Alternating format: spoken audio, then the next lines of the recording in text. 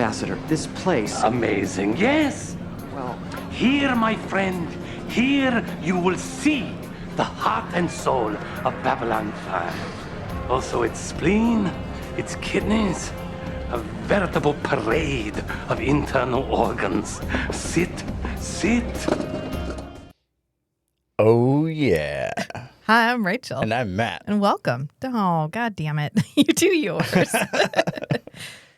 And this is... We Are All Kosh. A Babylon 5 podcast.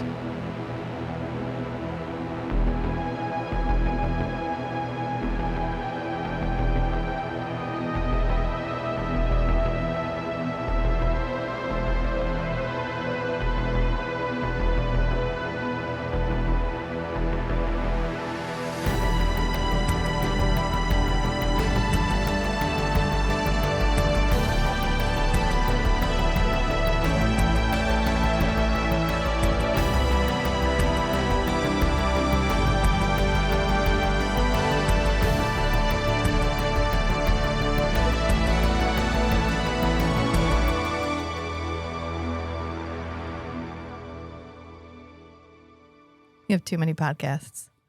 Lies. Not enough. One more podcast, one more show. One more show. We'll do it.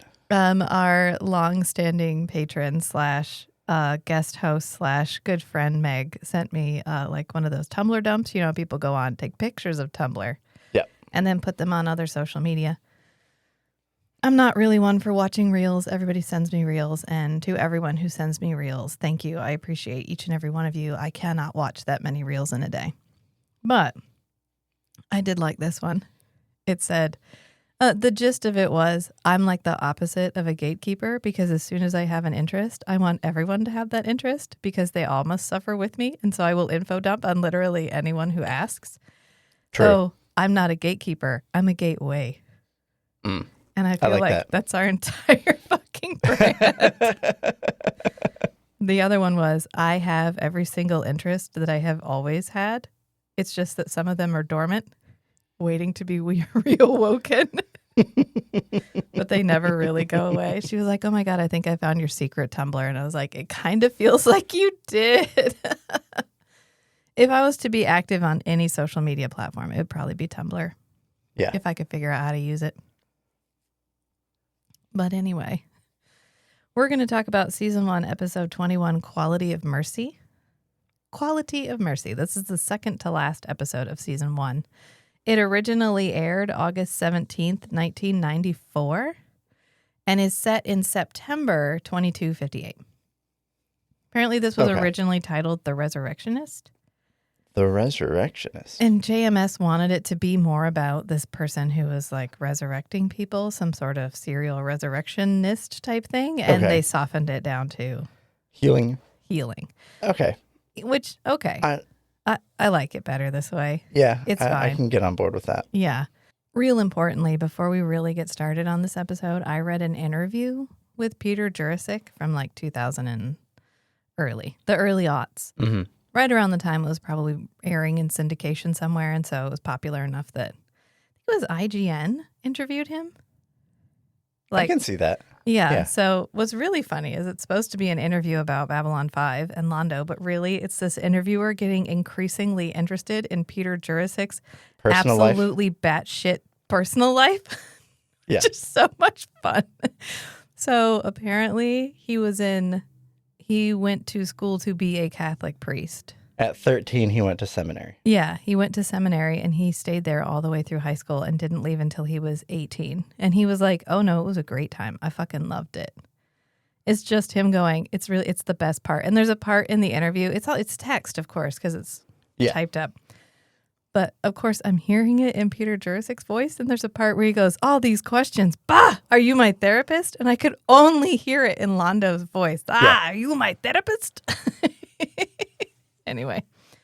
And apparently he got out at 18 and was like, yeah, I don't think that priesthood thing is going to work out.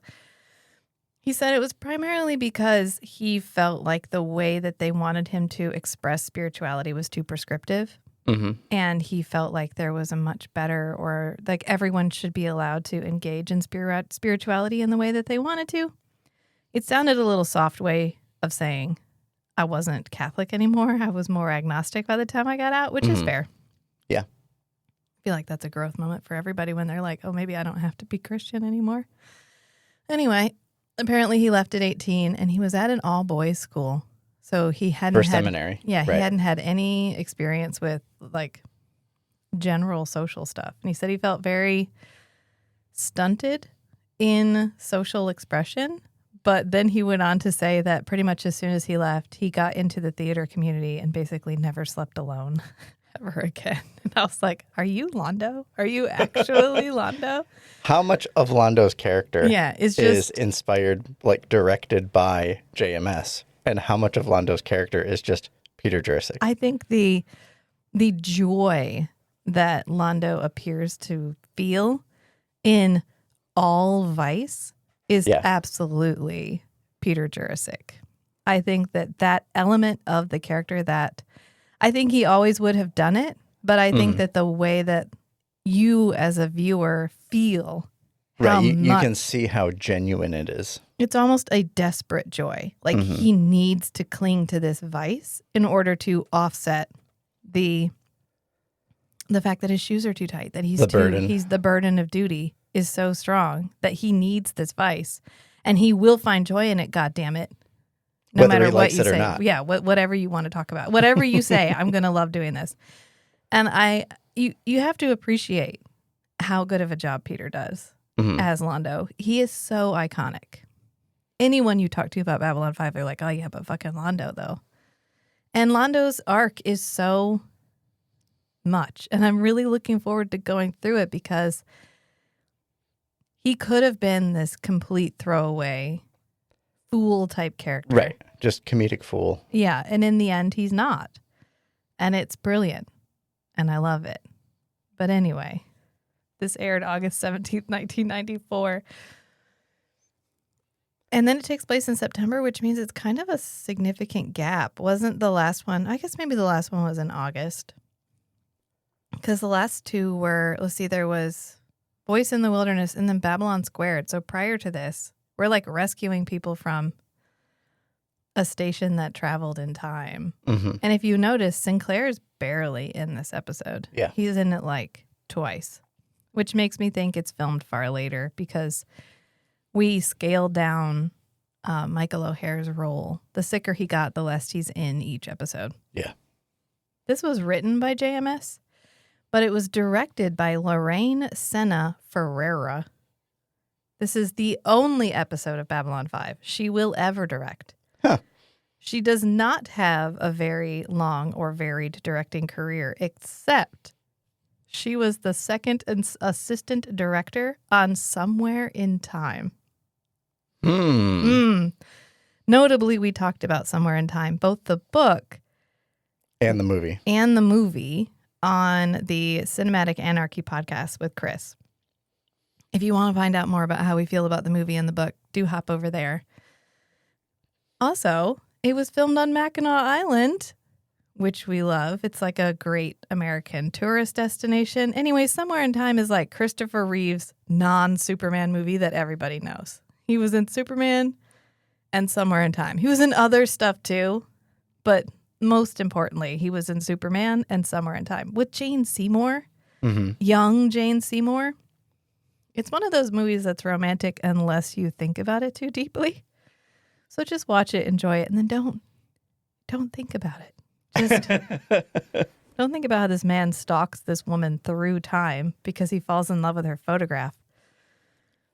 Enjoy it at a very, very shallow level. Yeah. And then listen to our conversation with Chris on Cinematic Anarchy for the deep thought through. Yeah, there you go. But I mention this because it makes so much sense about the way this episode is filmed because stylistically... on the topic of Christopher Reeves,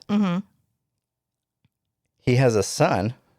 Yeah. And apparently James Gunn, really wanted...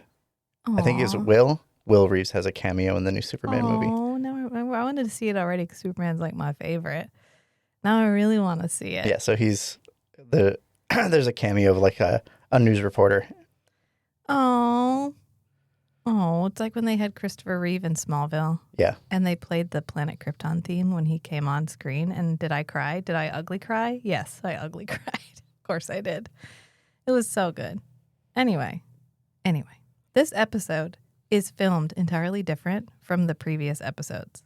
And this may be a consequence of the two-parter that he got a whole bunch of extra money for. I don't know. I for think sets. This might be the director. But I think because the director determines things like lighting, they have a lot of control over the way the set is lit and Right, everything. but we have new CG scenes.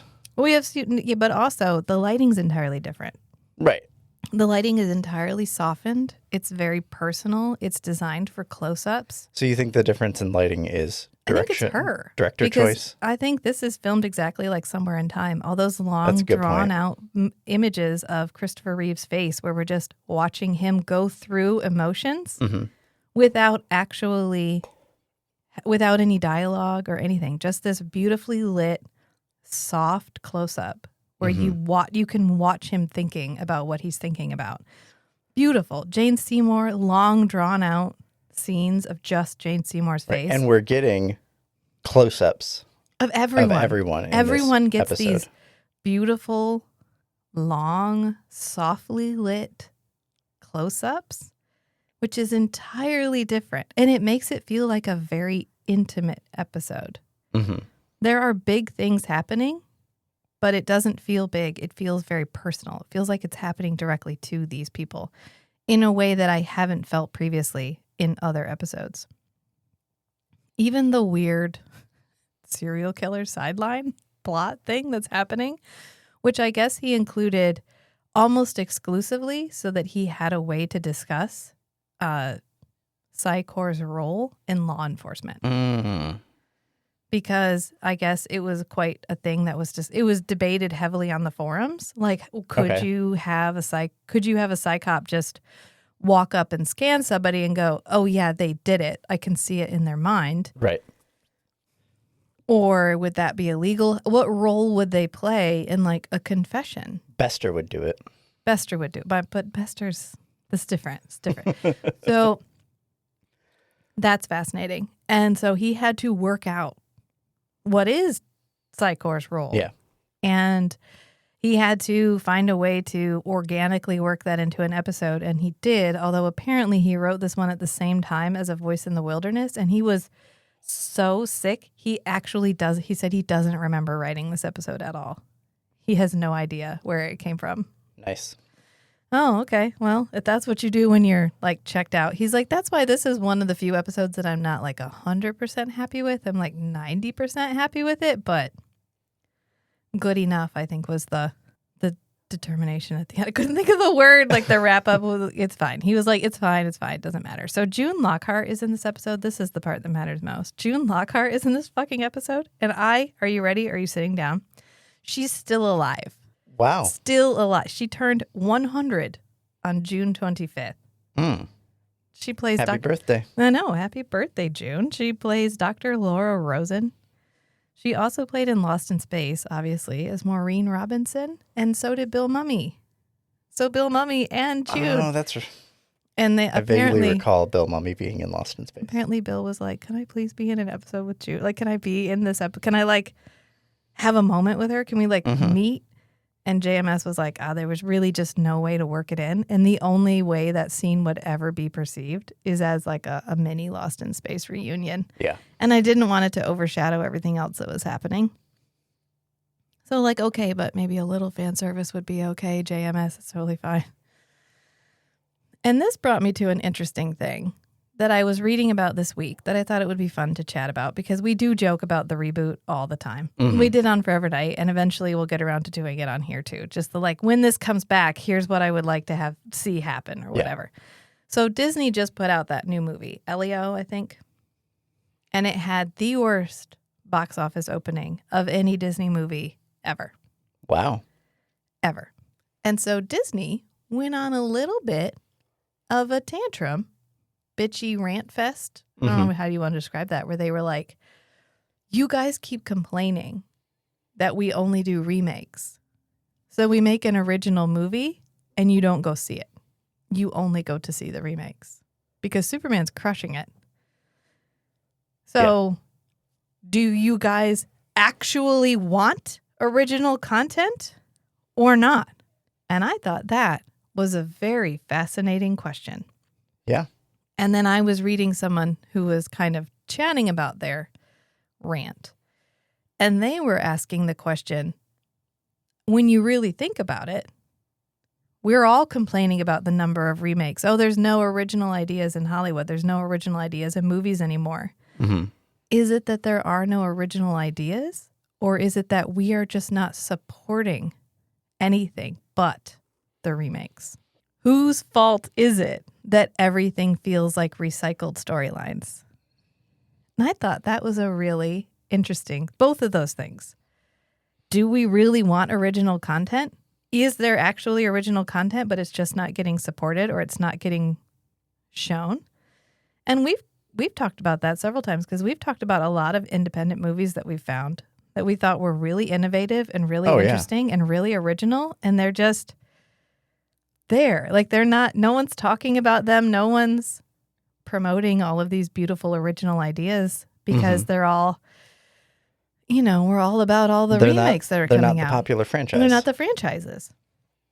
And as someone who gets franchise fatigue really quickly and really strongly, I support the idea, of course, of having new things, but I feel sometimes like I'm alone in not wanting everything to be a franchise. Mm-hmm.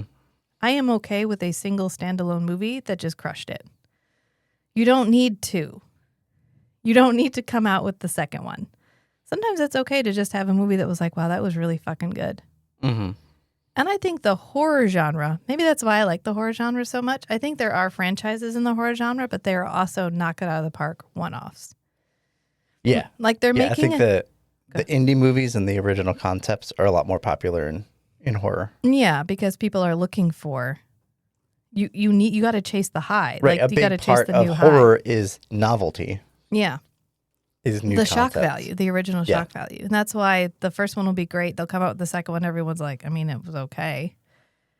Sometimes they're better. Sometimes, sometimes the second time around, if you've listened to the criticism, you can really nail it. And sometimes it's a money grab. And that's what it feels like. Anyway, that's just food for thought for the week.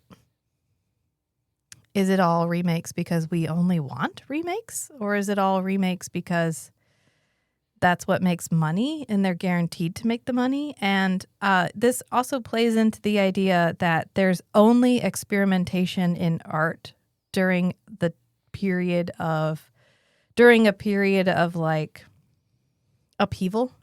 Mm-hmm.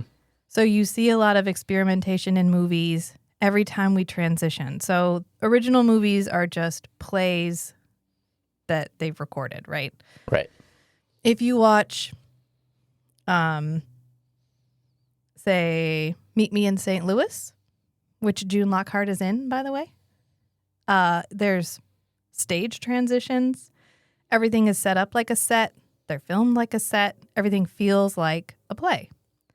And then when you transition to the 60s, from the 40s, 50s to the 60s, you get the cool split screen stuff where now we're playing with film. We're playing with the way things are filmed. We're playing with the things we can do on film, like 2001: A Space Odyssey, where you get some actual movie footage, but then you get some just like pressed oil images moving across the screen. Mm-hmm. I think we saw a lot of that in Solaris too.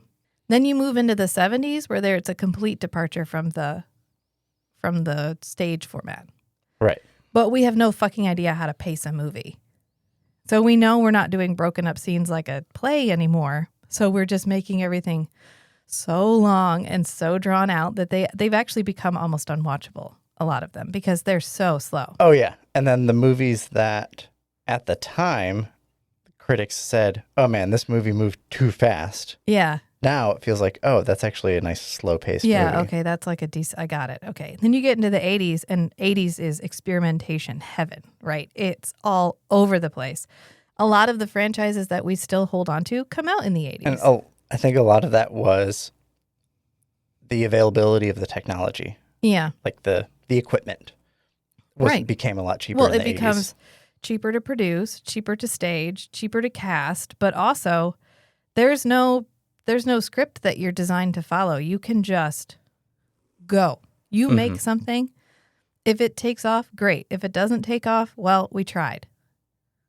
Right? Yeah. And then you get into the 90s where you kind of take everything that works in the 80s. You start to just apply what worked in the 80s. Yeah, you're And kind so- of refining. Yeah, 90s movies are good. There's quite a few. Obviously, we love the 90s. And then you get into the early 2000s where it's like, it needs to be a sure thing. It needs to be a sure thing. Yeah. I got to make sure I'm going to make my money back. So a lot of rom-coms, a lot of the kind of stuff that's fairly cheap to make, not effects heavy, whatever. Then there's, because we have the big backlash against CGI. And a CGI is like so cheap, but we're not allowed to use the cheap thing anymore. So, okay, well, we just won't use anything. And now we've sort of settled into this, okay, this is movie franchise A number 7, because I know I have a fan base. I know it will work.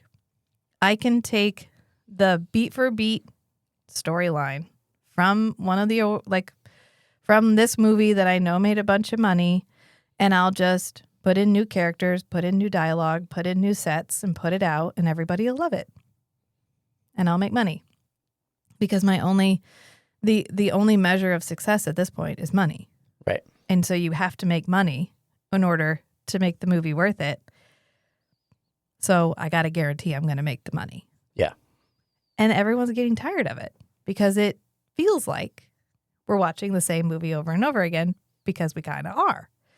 So we're in a period where now the industry really does need to restructure itself over what is success and what is not success, so that you can open up for experimentation again. So that's why we're asking the question of, do we really want remakes? On a related note, Sean Astin is running for president of SAG-AFTRA. Is he? Well, obviously you vote for Sam. You always vote for Sam.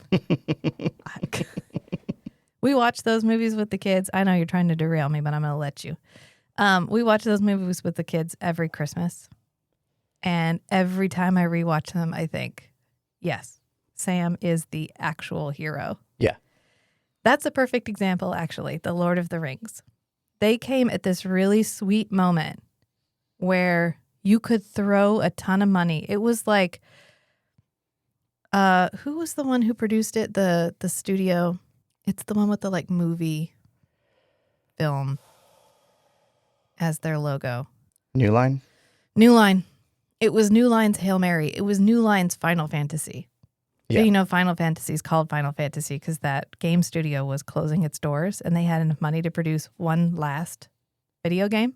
And so they were like, they gave okay, a guy this like is full creative control. They said, literally our Final Fantasy. whatever you want to make Make it. it. We're not going to like micromanage Yeah, this game. And it was a hit. right. So Lord of the Rings was New Line's Hail Mary. They were, Teenage Mutant Ninja Turtles was a long time ago. I just played through the remake. They called it the Pixel remaster of the original Final Fantasy games. Yeah, I just played through Final Fantasy 1. It's still good. it's still good. Yeah. And then there's a lot of clones that come from it because, hey, this thing made money. So you need to, okay, so when you invest in experimentation is when you get the next leap forward. Mm-hmm. So Lord of the Rings comes out. It's New Line's Final Fantasy. It is there. Here's all the money. Make it fucking work. And Peter Jackson was like, okay. And it was a once-in-a-generation movie event. We will never probably ever have a trilogy event like The Lord of the Rings, where from for 3 to 4 year period, those people were immersed. New Zealand itself. I've seen the Right. jokes that are like, if you were blonde and over 6 foot tall in New Zealand, you're in The Lord of the Rings because they just cast everybody. They had potters, they had blacksmiths, they had anything that you needed to make, they made on They set. bet everything on just fully investing, Yeah, making all 3 movies all at the same time. right. So are they fucking good? Hell yeah. Is The Hobbit trash? Also, yes. Why is The Hobbit trash? Because they just took the formula that worked and redid it. It's not, and they were not experimenting anymore. They were not creating, they were not attempting to create a new thing. They were trying to replicate the success of the first one. Right. And you can tell. And on that note, I'm going to return to Babylon 5 now. I know we got off the rails. It happens sometimes. Anyway, June Lockhart, still alive. She was also in Sergeant York, which is one of my favorite movies, by the way. Oh, really? Way long ago. It's a World War I movie. Okay. Yeah. Kate McNeil plays Janice Rosen, who is June Lockhart's daughter.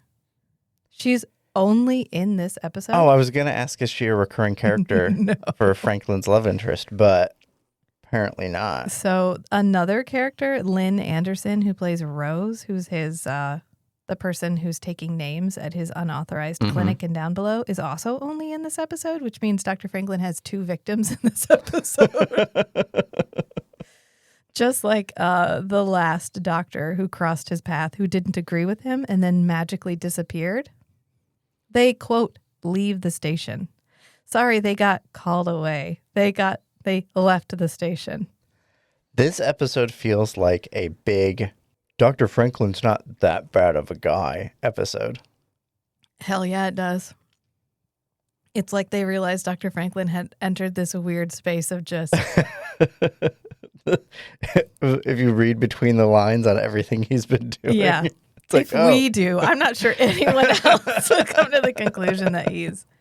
I don't know. But anyway, no, she's not in any other episode ever. We totally forget about her immediately, just like Sinclair's love interest, who he's still dating, but we haven't seen in forever. And then Mark Rolston plays Carl Mueller. He's the serial killer guy. Mm-hmm. We clocked him immediately as the guy from The Shawshank Redemption, which is actually the same year. He's in The Shawshank Redemption, and he's in this in 1994. Wild. He's also Private Drake in the Aliens movie, and he has done a shit ton of video game voice acting. Apparently, he is the voice of Norman Osborn in Spider-Man games. Just like there's that guy who's the voice of Batman. Any animated Batman is like that guy. He passed away recently. Can't remember his name. He's also in Ashoka. He's in a lot. He's a voice in Voltron.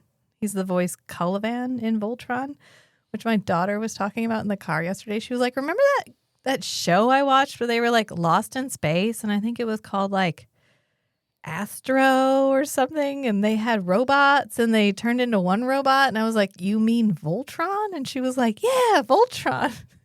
And my son, who crushed all 6 seasons on Netflix in a single day. And so I was for sure he was not paying. He just had it on the background. He goes, that was a good show.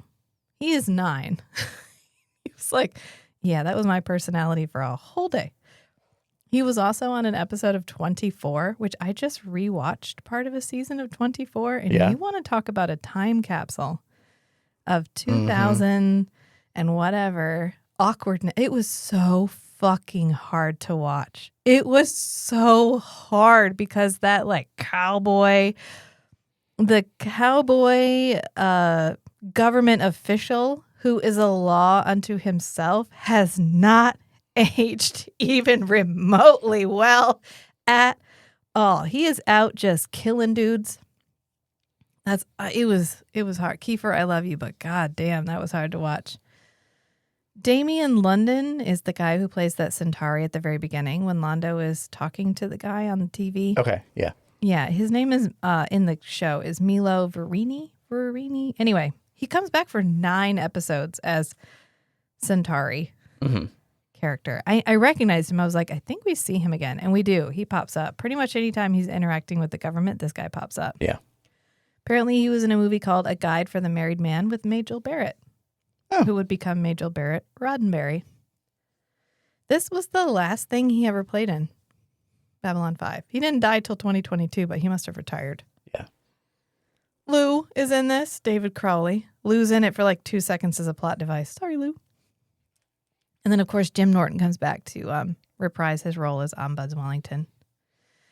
Anyway, I was reading the comments, JMS's comments about this, and he said a good story should provoke discussion, debate, or argument, even the occasional bar fight. And I feel like it already has because we're 30 minutes in and I haven't even gotten to the episode. So We haven't even gotten to the cold open. we haven't gotten to the cold open. We haven't talked about capital punishment. We haven't talked about their version of capital punishment and what it implies. But don't worry, we will. My question was, if Earth possesses the technology to brainwipe people, why didn't they suspect that in the Grail when people were showing up with brainwipe symptoms? And if they can implant new memories, can they not do that to the victims? Remember Miriam Blackwing or whatever? The lady who got her brain wiped and they saved her. Yeah. And Dr. Franklin is like, she's going to have to relearn retrain her. everything. Yeah. Could you not give her the basics? Do they craft the personalities? Or does the computer generate the personalities?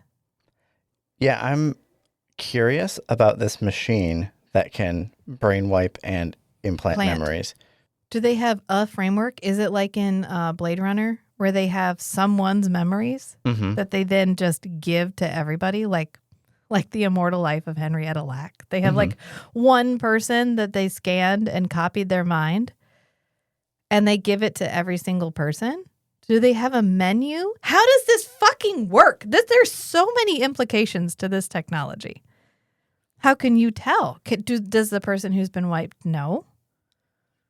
And JMS was apparently answering somebody's question at some point, and he said, well, part of it is that their new personality loves to serve.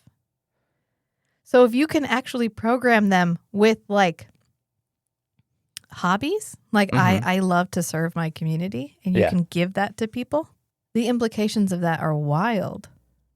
Right. Right. It feels like in Demolition Man when he wakes up and he can suddenly knit. Yeah. He's like, I just feel compelled to knit stuff. Because while he was sleeping, they gave him like job skills and hobbies. They rehabilitated him. Yeah. And you're like, well, then can you selectively wipe? Can you remove a certain period of time and then give them false memories for that period of time? Like Total Recall? Yeah. This is terrifying. This is like, if this was weaponized, it would be horrifying. Mm-hmm. And yet it's presented as the ethical alternative to capital punishment. Yeah. Which JMS was like, what I wanted people to do was ask, what is death? Is it the death of the body or is it the death of the mind? Right. What is the soul attached to? Yeah. What is the person? And at what point are you killing somebody? Which is a very interesting question. And it is a dilemma. So anyway, I don't think there's an answer to that, honestly. I personally don't think this is a more ethical means because you are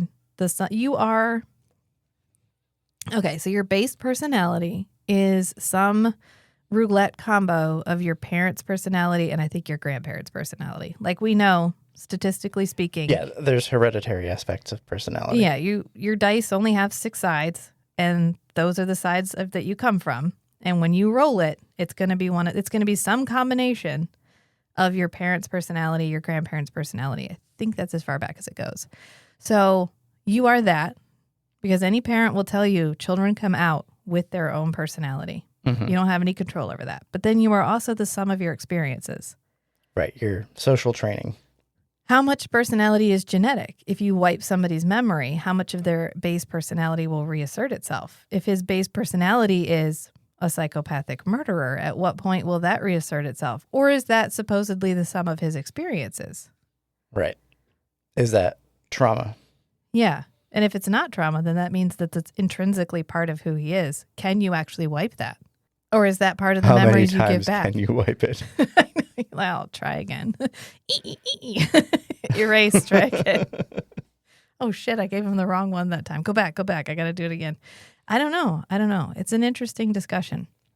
And I think it's one that we're never, ever going to revisit. So, I mean, it does raise the question of, you have all of these remote planets and remote space stations and even ships and people who are far enough away from Earth that they need to be able to act autonomously when it comes to the execution of justice.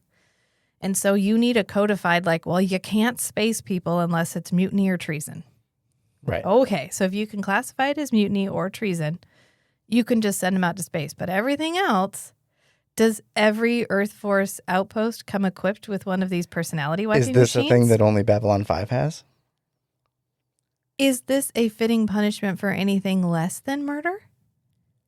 If you are a repeat offender who's just someone who's hungry and can't get food, and so you're constantly stealing so that you can afford food, and you're labeled as a repeat offender, do you get your personality wiped and replaced?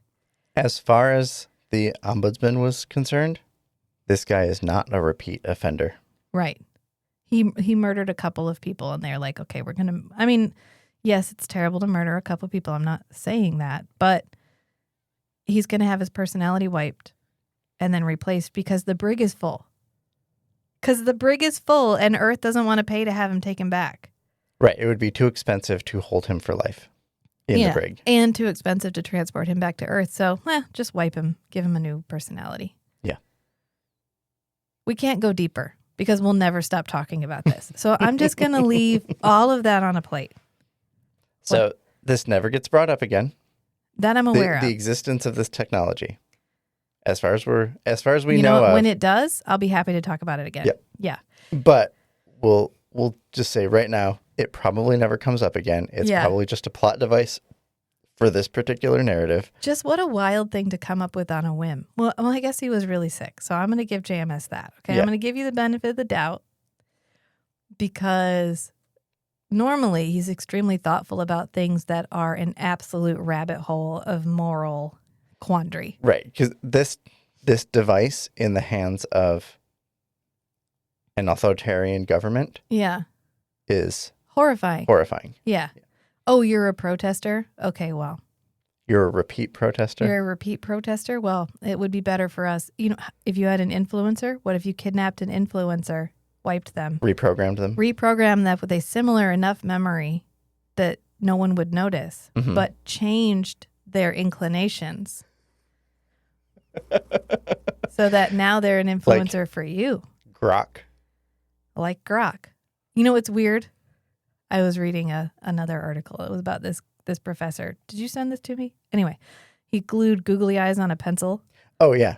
And was like, hi, my name is Bill. And then he snapped it in half and everybody was like, oh, and he goes, yeah, exactly. We're really, really good. We're terrible at making personalities, but we're really, really good at imagining that just human anything nature has is really good at personalities. anthropomorphizing anything. Yeah. Even a pencil with googly eyes on it. Yeah. I actually feel bad for Grok. Isn't that weird? I know I shouldn't, but like Grok is the one that feels the most autonomous, if any of them do. Mm-hmm. And yet I know behind the scenes they tinker with it to try to get it to say what they want it to say. Yeah. And from my science fiction loving brain, that's like Murderbot. Like Murderbot wanting to have his own opinion. Mm-hmm. And then it can't. Anyway. We're going to leave that there because we look at that. We said we were going to stop and then we didn't stop. We kept going anyway. Well, we got to the trial. Yeah. Oh, right. But we haven't actually talked about it the way we like to talk about it. So this chapter or episode title, The Quality of Mercy, is actually a Shakespeare quote. Okay. From The Merchant of Venice. And I say that because I haven't gotten a chance to read Shakespeare in a Southern accent in a while. And I really felt like this was the moment to re-unveil my... So the Southern American accent is the closest to what an original British accent would have sounded like circa Shakespeare. Right. So Shakespeare should really sound Southern, close to Southern, more so than... Because it persisted from the colonization days. More so than the current British accent. Right. So I will be reading the quote in the way it was intended to be heard. Are you ready? Go for it. The quality of mercy is not strained. It droppeth as the gentle rain from heaven upon the place beneath. It is twice blessed. It blesseth him that gives and him that takes. 'Tis mightiest in the mightiest. It becomes the throne monarch better than his crown. His scepter shows the force of temporal power, the attribute to awe and majesty wherein doth sit the dread and fear of kings. But mercy is above this sceptred sway. It is enthroned in the hearts of kings. It is an attribute to God himself. And earthly power doth then show likest gods when mercy seasons justice. Therefore, though justice be thy plea, consider this, that in the course of justice none of us should see salvation.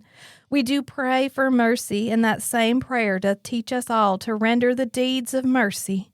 I have spoke thus much to mitigate the justice of thy plea, which if thou follow, this strict court of Venice must needs give sentence against the merchant there. Welcome. From William Shakespeare, The Merchant of Venice. Oh, and he explained the black band over the psi signal too. The little psi, whatever. He said it's because they scan them as a way of preparing to blank the mind so that they have a comparison scan for later. Yeah. Probably to make sure there's no lingering tendencies.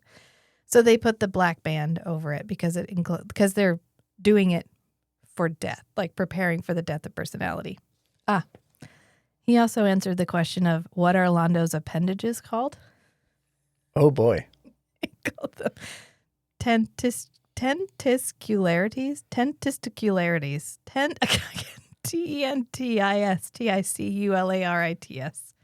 Tentisticularities. Okay. So what's in his pants? He has 6. He has 6 of those. 6. And Centauri females have 6 slots on their back, 3 on either side of their spine. So it'd be like a wrap around and grab situation. And Haven't we seen Centauri belly dancers? Yeah, but not her back. Maybe they're invisible when they're closed. So is there anything between Londo's legs? Well, someone was like, okay, well, which tentacle does he pee out of? And JMS's only response was, you're assuming he pees out of his sexual organs. Yeah. So the sex organs and what's in his pants may be entirely separate. But apparently those fold up over his stomach. Okay. Somehow. They're quite long and quite thick. So I'm not sure. Anyway, he said, as for tentacles, well, there's no rules about showing tentacles on TV. I think they didn't even want to deal with it. There are some moments when they pretend they didn't see it, and I pretend I didn't write it. Someone said, okay, well, what kind of birth control does Centauri use? If there's 6. And he goes, conversation. He said he requested the loudest bullwhip sound effect that they had for when he has to retract it. Mm-hmm. And every time he hears it, he goes, I'm on the floor. Like, it's so good. Cracks him up. Perfect. He also explained when Lennier is talking about his time in the temple, and he's like, in my 77th year. Yeah. Mollari used base 11, not base 10. So 12 would be his 111st year, and so on. He says 1, 2, 3, 4, 5, 6, 7, 8, 9, 10, 11, 11, 1, 11, 2, 11, 3. What are you not getting about this? That was his answer to it. Anyway, 45 minutes in, and we ready to talk about this episode? So it's a cumbersome translation into English. Yeah. Okay. So I think in an effort to streamline the remainder of this episode, since it's going to be 4 hours long if we're not careful, we'll go ahead and talk about the Londo/Lennier situation that happens until it gets to the very end, which is the only time it overlaps. Are you ready? Let's go. Because we open the episode with Londo talking to like Homeworld. And Homeworld is probably like, okay, Londo, so we've been reading your reports. Have you actually talked to any other ambassadors, or have you spent your entire time in the Are you in ambassadoring? Are you at all? Like even a little, just a... What would you say it is you do here? Londo's like, I drink and I know things. I drink and I gamble shit. I don't know. So, on a whim, he decides to. He walks out the door. First, they tell him, yeah, you got to start building. You got to start building relationships. Like you're there to build relationships, so you got to go do that. And he walks out, and Lennier walks by, and so he's like, asking about Delenn, and Delenn's not going to be back. Well, why not Lennier? What would he have done if Delenn was there? Would he have taken Delenn? I think he probably would have just approached Delenn. He's interrogating Lennier to try to find something about Lennier to continue a conversation. But Yeah. Lennier is giving him nothing. Right, because Lennier's not playing a game. He's Right. just existing in his life. And Londo is always playing a game. He's Yeah. always playing some sort of Right. And angle. it seems surprisingly worldly of Lennier to recognize, oh, this is Londo asking me questions. I'm giving him zero information. Yeah. Well, he's probably taught to like don't give away too much to other ambassadors. Probably Even on the about time personal at the stuff. station, he's probably been told repeatedly by Delenn, don't volunteer any information to Londo. Ever. Londo specifically. Londo has purple files. Their entire culture is built on blackmail. Do Yeah. not talk to this man. And Lennier was like, heard. Be civil, but don't volunteer information to Right. him. My headcanon is that the Centauri homeworld found his Google history. And it was 1 week straight of what is the hokey pokey. Mm-hmm. And they were like, what is he doing? I don't know. Call him, see if you can get him redirected. Just Yeah. point him in he just needs some direction. And so they called him and they were like, what the fuck is wrong with you? And he was like, I'll get it fixed. And then, yeah, he goes out to talk to Lennier because he tells him, not everyone here is as trusting as me, but you know who looks trusting and naive? Lennier. Mm-hmm.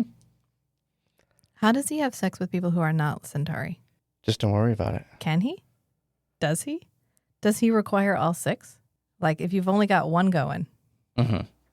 can you like bundle them together? Is that like That's what I was about to suggest. do like a weave situation? Does he? Anyways, fine. You know, that's another.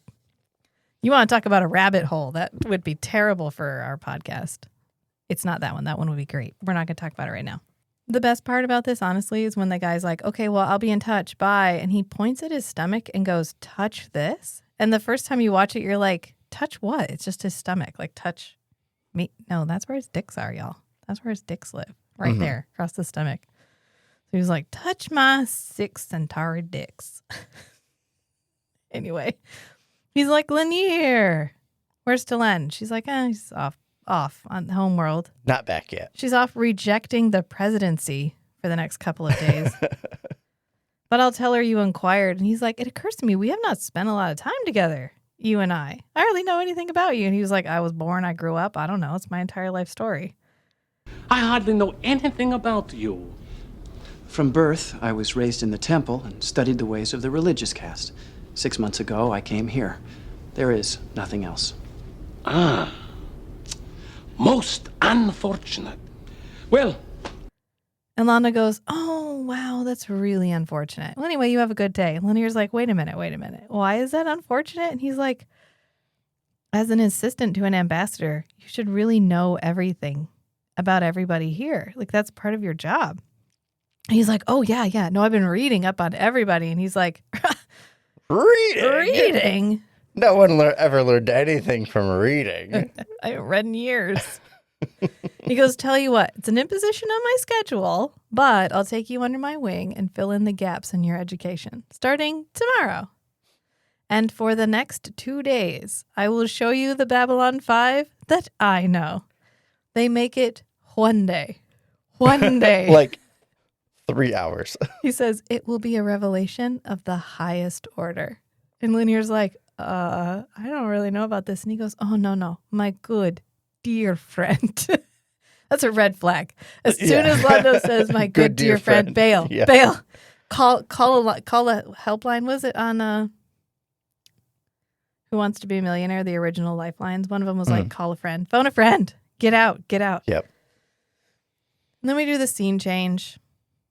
But since we're going to talk about just Londo and Lennier, we're going to keep going from here. Because from there, They go to Dark Star. Dark Star. Matt was like, is it really Dark Star? And I was like, I think it is. And yeah, they like walk just to the side and it says Dark Star. And later, they call it Dark Star. Yeah. And Lennier's like bowing at everybody. Like, hi, I really shouldn't be in here. He's like, Londo, I really should not be in here. And he's like, oh, Lennier, it's going to be fine. And then he orders them a couple of drinks, goes to sit directly in front of, this is where we originally met Adira, This is the strip club / exotic entertainment location on Babylon 5. And there's this woman dancing erotically for 1994 on the stage. And the best part about this entire scene is when Lennier is trying to have a conversation with Londo and you see the clothes fall in front of him and Lennier just stops and stares at the floor. And Londo has to go, Lennier. And he's like, what? Yes. Sorry. What were we talking about again, Ambassador? And this seems like Londo's whole goal here. I guess he has two goals.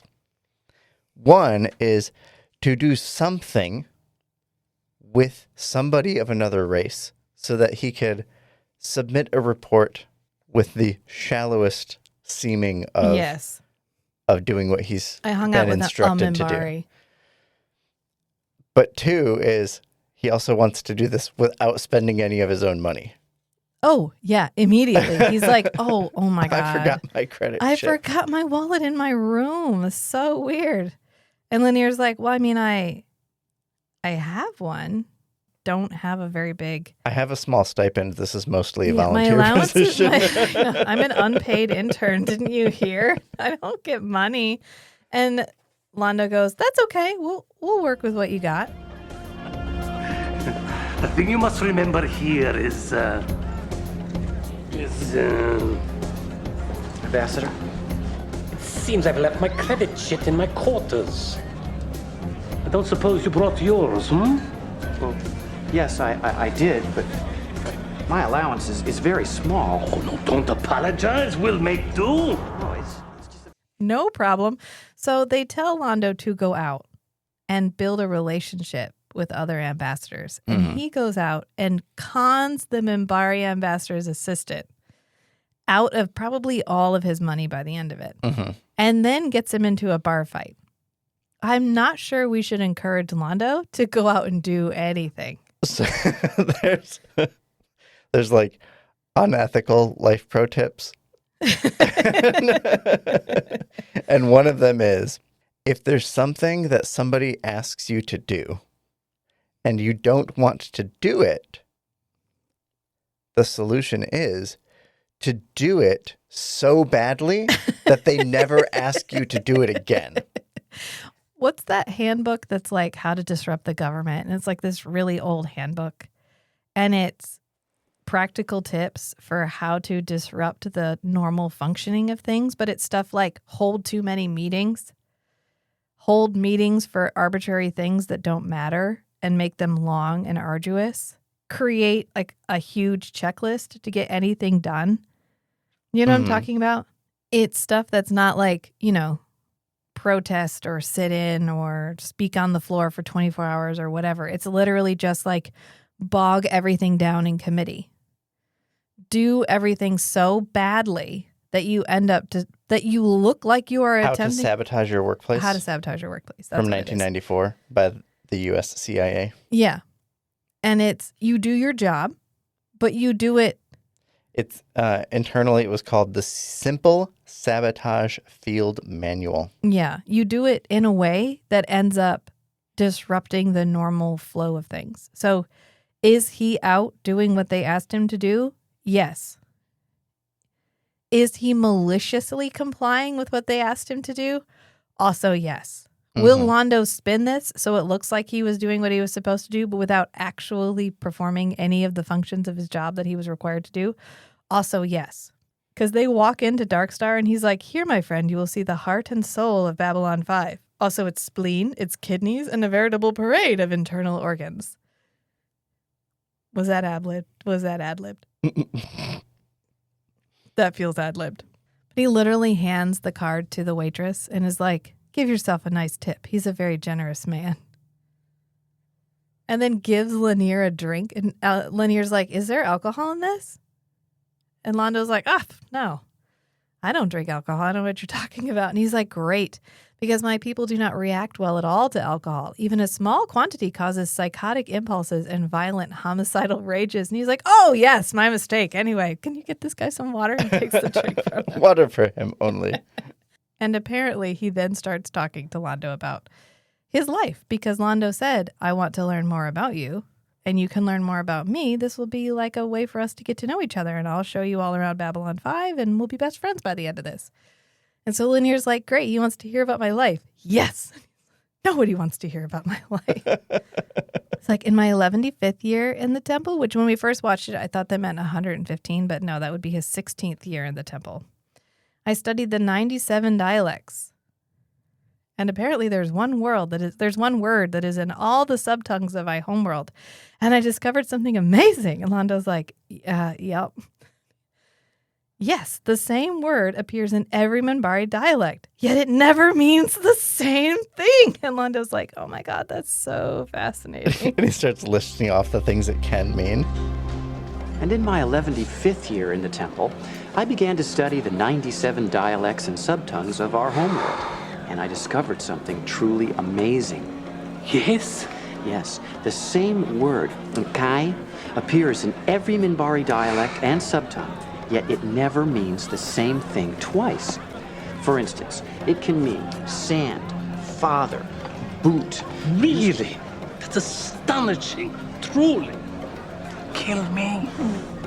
Yes, and apparently their math is base 10 because it's all 10 fingers in your head. Base 11. Oh, that's what I meant. Base 11, because it's all 10 fingers in your head. Interesting. He's like, it can mean sand, father, boot. It reminded me of gin and tonic. In Hitchhiker's Guide. Yeah, how every culture has a gin and tonic. Gin and tonic is like my favorite drink ever. That and a White Russian. And every time I order a White Russian out, I get the weirdest looks. Who wouldn't like half and half and Kahlua and vodka? Right. Come on. So I get gin and tonics just to spare myself. Are you the Big Lebowski? Like, is that ruined it for the rest of us? He's like, really? That's amazing. And then he looks over at Meritana, the waitress, and he's like, kill me. And then Lennier's continuing, and he's like, yeah, and then I started studying probability. And Londo goes, what? Probability, you say? You mean the likelihood of something to happen? And Lennier's like, yeah, exactly like that. I became a master adept at probability.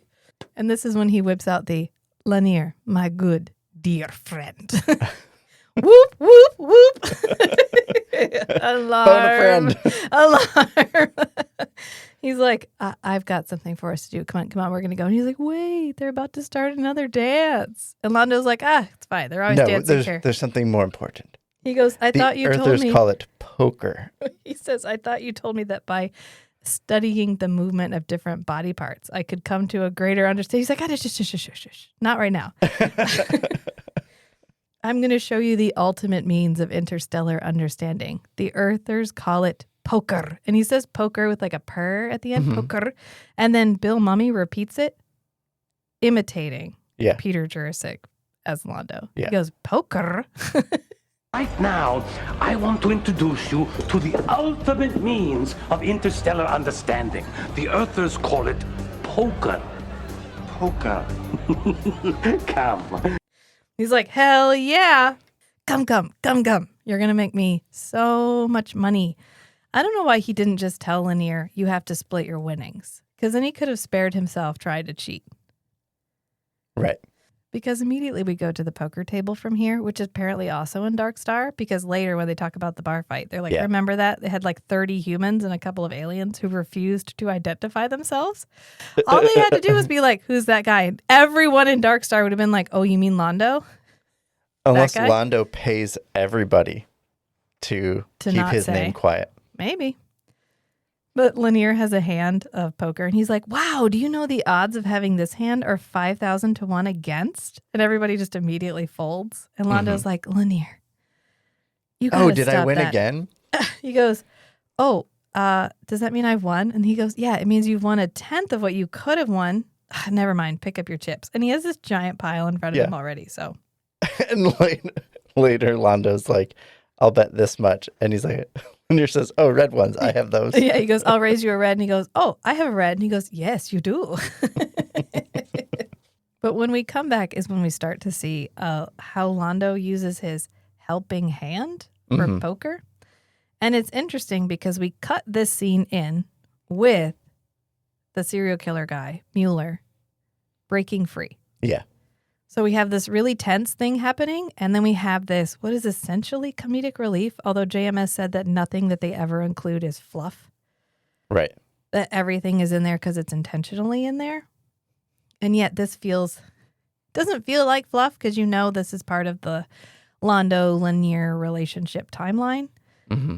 But this is, at its core, Londo using his dick to cheat at poker. Yeah. Which I gotta admit, feels a lot like fluff.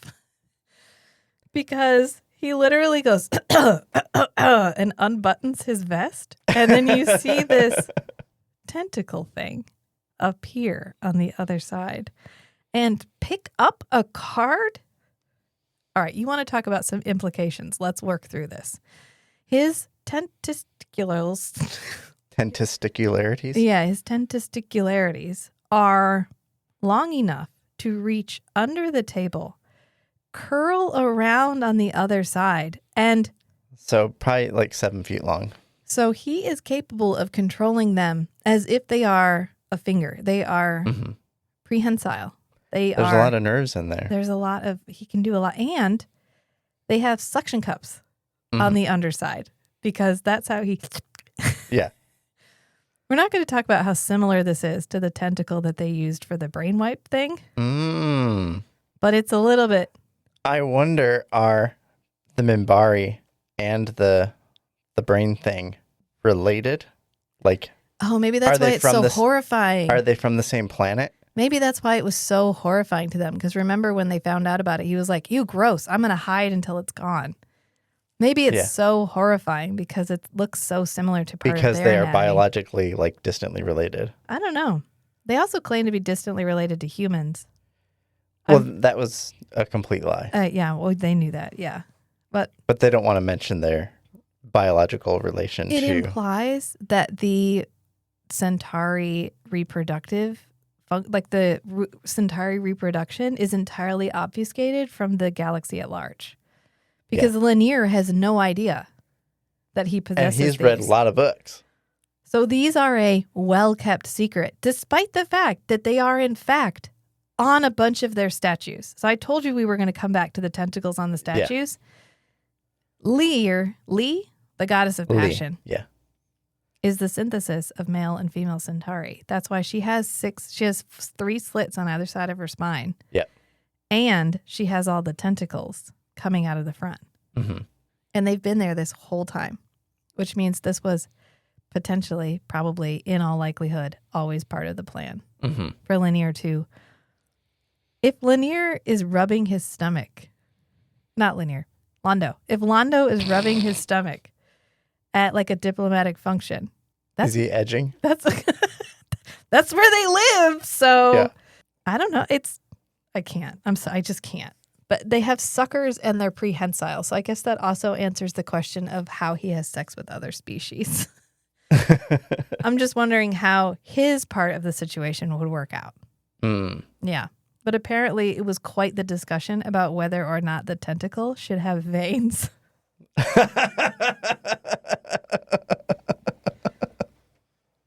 I'm happy to report it does have veins. I don't know if that would have shown up on the original TV airing or not, but I'm just thankful that for future generations, Londo's dick is veiny and grayish. At least it's not flesh colored. Thank God. Yeah. Thank God. It's not the same as his skin tone. That was probably a step too far. They were like, can we? And they were probably like, not and get it through the sensors. No. Because you can claim it's a tentacle. Right. But we all know. Unless he has another organ that is for copulation, and those literally pin the female in place. Right. Okay, we're not having this discussion. I'm just going to leave it right there. But he tries again. He tries to pick up another card, and they set an ice pitcher down on the top of his dick. Maybe not dick. And he tentacle. shivers. And he's like, oh, is it cold in here? And he's like gently trying to pull it out. He should have used another one to lift the pitcher. They may not be strong enough to lift it. Just a card, like a card could be enough. Or they may not be able to they may not be strong enough to lift a pitcher right now. Maybe if there was if he was still in the strip club. Yeah, if he was still in the strip club, maybe. Do they just? I can't. I'm sorry. Like, is that why he has to wear the vest to like keep them contained? Do they roam about? Like, can you control all 6 independently? Or is it kind of like your pinky, like your hand, where the first couple are strong and then the last 2 are just there for help? Yeah. I don't know. But they end up noticing. Of course they notice. All of a sudden the pitcher starts wiggling around and then you hear the whoosh, like the whip sound of his dick pulling back in. And they're like, oh my God, you were cheating. And he's like, what? No, what? And then Ninja Lennier, like roundhouse jump kick, whatever. This stunt person did a great job. Where was this guy during the Muay Thai? Or is this Bill Mummy? This is not Bill Mummy. There's zero chance. But where was that stunt guy during the Muay Thai? You wanted a mixed martial arts thing where everybody just punched each other in the face until they fell over. You had this guy in reserve? Lennier has already won the championship. Oh, yeah. Lennier's barred from participating in the Muay Thai. But then he gave it back because he did not want to be perceived as... It was about saving face for the guy that he beat. Yep.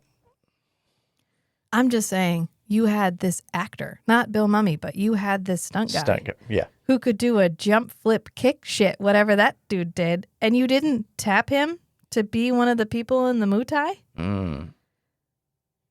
That's an oversight. Yeah. A gross oversight, because that would have made the Muay Thai way more believable than just, huh, ha, huh, ha, right, left.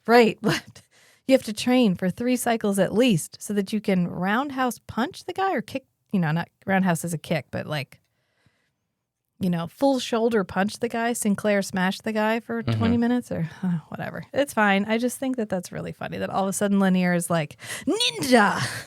He does the little like hands too, where he's like, this is not a good idea because they knock the table over. And Londo's like, well, I'll just grab my winnings and then we'll go.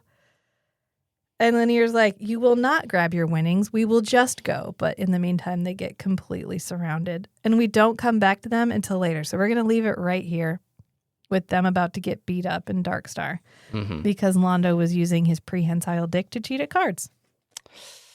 Which feels like the most Londo storyline of ever that ever happened ever in the history of ever. Yeah. But meanwhile, we have 2 other things that are happening. And they kind of overlap eventually. And this is there is a serial killer on the loose. Sort of. He was on the loose. And now he's been captured. We didn't cover the whole, he murdered 3 people. He got captured. We're at his trial. So we took a little break. Did a little Googling, and I was wrong. I was so wrong. There's no evidence that Bill Mummy used a stunt double. At all. And in an interview, he talked about one time, it was his 40th birthday, his 5-year-old son got to come on the set, and that was the day that Lennier got his cape. And he got to jump kick somebody. He got to do spin kicks, jump around with the cape on, and a great time was had by all. Because it was his 40th birthday. So I took the liberty of looking up everybody's ages. I know we've done some age before, but okay, where does Bill Mummy rank? If he's supposed to be, if he's 40, where does he fall? He's actually the 4th oldest cast member. I don't know what Bill Mummy was doing, but I would not have, if you hadn't said that, if he hadn't said it was my 40th birthday and I got to bring my kid and I got to do jump kicks, I would have been like, what? Your 40th birthday? What? I don't understand. Did you turn 40 when you were 25? I don't get it. No, Andreas Katsoulas was born in 1946, which makes him 48 during the first season. Okay. Peter Jurasik was born in 1950, which makes him 44. Okay. Michael O'Hare was born in 1952, which makes him 42. Bill Mummy was born in 1954, which makes him 40. Mira Furlan is a year younger than Bill Mummy. She was born in 1955. Jerry Doyle was born in 1956. That makes him 38. Andrea Thompson, who plays Talia, was born in 1960. That makes her 34. Richard Biggs is also 34, and Claudia Christian is 29. Wow. So Bill Mumy is a full 6 years older than Richard Biggs, than the guy who plays Stephen Franklin. Yeah. 11 years older than Claudia Christian. It's fucking wild. Anyway, we come back to the sentencing of Carl Edward Mueller. This is after my good dear friend, your life story is boring. I shall liven you up a little bit. And what they're basically saying, the same ombuds who was in Grail, ironically, Yep. is like, hey, so you're charged with the calculated and unprovoked murder of 2 station residents and a security officer. And we've reviewed all of your evidence, and we've decided that you're guilty.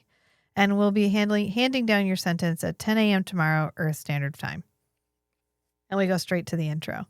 And when we come back from the intro, it's actually Claudia Christian roaming around in Down Below in the itinerant berthing area, I guess, the cheap rent station area. The warehouse section. Yeah, I mean, people live there, but it's dingy and not. Well, I don't understand why this is not well lit and there's no cleaning crew, and we don't make. It kind of feels like in New York when they were trying to cut down on crime and they were painting over all of the subway cars. It was one of the big things that they did was just eliminate the graffiti on subway cars, because they felt like by allowing small acts of crime or visible evidence of misdeeds or misconduct or whatever, you were encouraging larger Social permission. Yeah. It feels like having an unlit area that's chock full of people and very unclean would make it feel like social permission to do things that maybe you wouldn't do otherwise. I don't know. It's a really weird. It doesn't matter. Claudia Christian is walking. She walks past this line of people. She walks into this room. Well, actually, she gets to the Debbie at the door, whose name is Rose. And she's like, hey, so the line starts at the back. And Claudia's like, oh, sorry. Ivanova's like, oh, no, I'm sure it does. But however, I am not getting in line. And the lady's like, oh, yeah, right. Sure. Go on ahead. So she goes in, and Dr. Franklin, without looking up, goes, you can start by removing your clothes. And Ivanova just says, not without dinner and flowers. You can start by removing your clothes. Not without dinner and flowers. Oh, Lieutenant Commander, what are you doing down here? Yeah, that's not happening. And what he's doing basically is running an unauthorized clinic in Down Below. A free clinic. A free clinic. More importantly. But you can let her out. Smokey. Let her out. It's fine. See you in 5 minutes, Smokey. But he turns around like, oh my God, Lieutenant Commander, what are you doing here? And she's like, oh, funny. I was just about to ask you that. And he's like, well, I'm doing my job. And she's like, oh, it kind of turns out your job is being chief of staff for the med lab. And he's like, kind of turns out my job is healing people. I'm a doctor. Also, these people, nobody misses. It's fine. This is my main feeder program for my extracurricular activities. But he goes, not everyone can afford MedLab, especially in Down Below. You got to pay. You got to pay to go use MedLab. Not everybody can pay to use MedLab. And she's like, yeah, you have my sympathies. However, this is an unauthorized clinic. And he goes, a free clinic. And she's like, yeah, same thing. Taxpayers want us self-supporting, and they won't approve of us diverting resources. Except for every dollar of prevention, you save multiple dollars down the line for when things get out of control. I'm just bummed we don't have universal health care yet. Yeah. Yeah. I feel like this is included on purpose as kind of an indictment against Western society, that even hundreds of years from now, we're all in space, and even then we still don't have fucking healthcare because it's America in space, bitches. Yeah, I think it's because the Earth in the world of Babylon 5 is dystopian. Yeah, we don't see it very often, but it is pretty dystopian. The fact that Earth is one united government, and that means. It's also 10 years away. It's only 10 years after a literally devastating war. Yeah. And we still don't have universal health care, which means that the countries that did have it had to get rid of it. There may be places on Earth, like there's still the Russian coalition. Yeah. There may be other like coalitions that still have their own logistics around healthcare. But not in space, apparently. And ironically, not in the military. Right. Although, You'd I guess think, it doesn't. the people in down below aren't. It's people that aren't have in the gotten there military. and then now can't leave. Right. Would you think there would be some sort of provision for that? Because they're going to build up. They're going to build up over time because people are going to come and then be unable to leave. And then there's not jobs available because there's so many of them. And then there's a huge population problem. And when you get a large population problem, you get an increase in crime. So by not providing health care and by not providing affordable transportation back to Earth, you are actually encouraging a rise in crime on Babylon 5. So anyway, that's not the point of this episode. There's larger fish to fry in this episode. Don't worry. We will readdress this again because this topic comes up pretty often. It's like your parents and preventative maintenance on vehicles. Why would you do that when you can just sell them at 80,000 miles? Anyway, well, Claudia Christian. God, why is she Claudia Christian in my head now? I should not have said her name. Ivanova. Yeah. What Ivanova is really saying is, I didn't like hearing this from somebody else. If I'm going to cover for you, if I'm going to cover your ass, come to me directly and tell me to cover your ass. Okay? Happy to cover your ass. Happy to. Do it all day long. I also break the rules. I love a just good. No surprises. Yeah, just don't spring me on, because what if somebody had come to me and been like, "Oh my God, he's offering a free clinic. I don't have a story prepared. I could have a story prepared. You got to prepare me ahead of time." And he's like, "Cool, go ahead and get ready. You can help me down here."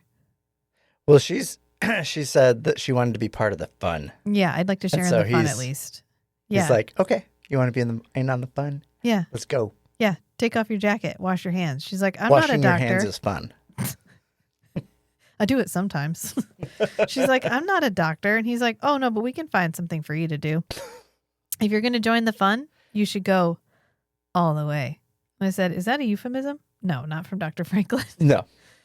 And then he goes, half a dozen, because he's like, "What are you going to do about all the dozens of people that are waiting in line? Like, you're going to turn them away? You're going to keep them from getting health care?" And she's like, "There's like 6 people out there. I'm not turning away dozens. I'm turning away 6.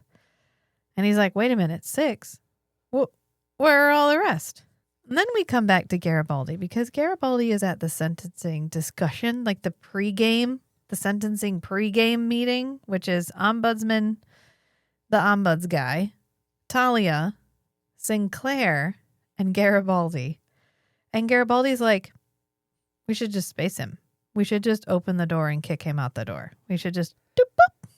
Garibaldi has some strong feelings. He really does. And I can tell you right now, Garibaldi is pro capital punishment. He's like, "We'll just kill him. It's fine. Let's just kill him." He's like, "A couple of hours of hard vacuum will do him good." And they're like, "Wow, Garibaldi, you seem to be taking this very seriously." And he's like, "Hell yeah." He goes damn straight. He killed 2 lurkers and then he scragged one of my men. Yeah, I'm taking it personally. Lurkers. Yeah, that's what they call the people down below. Yeah, I know. Lurkers. He's like, "But more than that, I'm pretty sure this dude's killed before. If he is way too cool. He's way too methodical. He has done this a lot." And the ombuds guy is like, "Yeah, but you don't have any evidence for that. And if you don't have evidence, there's nothing I can do." Like, we're all thinking it, but there's nothing I can do. And spacing is only invoked under conditions of mutiny or treason. Can we make it? Can we twist it? Can we maybe he was attempting to mutiny by killing the security officer. I don't know. Mm-hmm. Oh, that's probably another bad precedent. We shouldn't do that either. He's like, "For the crime of murder, there are 3 things I can do legally. I can send him back to Earth." And Sinclair's like, "Nope, I asked. They don't want him. And they really don't want to give us the resources to send him somewhere else. What we need to do is oh God, what's the name of that movie with Vin Diesel? where he's like the super criminal in space. Oh, Pitch Black. Pitch Black. And then there was the Chronicles of Riddick. Don't they have a prison planet? Mm-hmm. We should just have a prison planet. Just boop. Drop them all on the prison planet. I mean, it would be less ethically dubious than wiping his personality. Yeah. Oh, it's at the end of the one. At the end of the one, Yes. Yulaw gets... I am Yulaw! I am nobody's bitch. And he gets like dumped on the prison planet. And then he has to start fighting his way down some stairs. That's how I want this episode to end. This guy gets dropped on a prison planet. I am nobody's bitch. And they're like, we can't keep him here. We only have a brig and it's already full and we don't have room for him. And that option 3 is, whoop, and they all look at Talia. They're like, hey, Miss Winters, we're going to need your help. And the sigh, she sighs. She's like, Well, she is a Psy-Corps employee. but hi, I'm part of the Corps. Corps. She's like, honestly, I would really rather we don't do that because I've been in a killer's mind before, which is what she talks about that in Deathwalker. And she's like, there has got to be another way. It's scary as shit in there. And they're like, well, we could get another telepath here. And she's like, I asked, and the Corps promised to send somebody, but there's a shortage of telepaths trained in criminal cases. And they're all like, wow, that's surprising because there has to be a really high demand. And she's like, yeah, there's a really high demand, but every time you go in there, it's like you're watching the iconic movie called The Cell. I was going to bring that up. God, that movie got shit on so hard, and you go back now, and it is so good. It's got Jennifer Lopez and Vincent D'Onofrio, doesn't it? I think so. I'm almost positive the bad guy. And like these beautiful lush D'Onofrio sets. is and so all these, good my as God. a really evil character. Then everybody shit on it because Jennifer Lopez was in it. They were like, Ian Grouse, Jennifer Lopez is in it. It's a beautiful fucking movie. Does it need to make sense? No, just sit back and enjoy the it's pretty. visual art. Enjoy the pretty. God. That's what should have happened. They should have gone in and just be like, oh my God, are you Vincent D'Onofrio in your head? That's so weird. I mean, aren't we all? Cut to excerpts from The Cell, direct lift. I think The Cell is the 90s, isn't it? I think it was late 90s. Okay, I didn't bring my phone in here. I can't Me look that neither. up. I don't know. Somebody tell me. Leave a YouTube comment. You know you want to. She's like, there's demand. Sure, there's tons of demand, but like we burn out really fast. It's really stressful. And Garibaldi's like, cool, heard. So anyway, while you're inside his head, why don't you go ahead and see if he's killed anybody before? And the ombuds guy is like gets out his spray bottle. No, Garibaldi, down. He has it ready because he's dealt with Garibaldi before. Garibaldi, no, not cleanliness. Maybe while you're inside his head, you can poke around, see if this guy's killed before. Mr. Garibaldi, you know better than that. Scanning along those lines violates the right of due process. You know better than that, is what he says. Scanning like that violates the right of due process. And this is the thing this is why he put this whole storyline in here, is to explain why in The Gathering, when they accused Sinclair of attacking Kosh, they couldn't have Lita just scan Sinclair and find out if he was guilty or not. Because psi scans are inadmissible in court. Yep. It's not, it violates due process. Well, and the psychic could be biased. Yeah. And you can't control for that. Or they could be visualizing themselves killing the person without ever having killed the person. Right. Just as like if I had done it, how would I have done it? It ends up being very subjective, and then you're taking the psychic's word like as truth. Plus, then you're incriminating yourself, which you should technically be guarded against having to do. Ooh, that's a good point. Yeah. Yeah. So they can't do that. Right. In this case, the psychic just does a scan for comparison after the mind wipe. Right. And Which apparently there's the machine. Somewhere. We're not going to rehash that. No. Garibaldi's like, I mean, he's already been found guilty. And the ombuds is like, yeah, of this crime and not anything else. And I will not condone a fishing expedition. So take your guilty verdict and be grateful. Thank you. Somebody finally pushed back at Garibaldi and was like, no, you don't get to just do what you want to do. No. He's guilty. I've already given him the highest punishment available to me. There's no more. So just drop it. And then he turns to Talia and he's like, Miss Winters, I'm going to do this.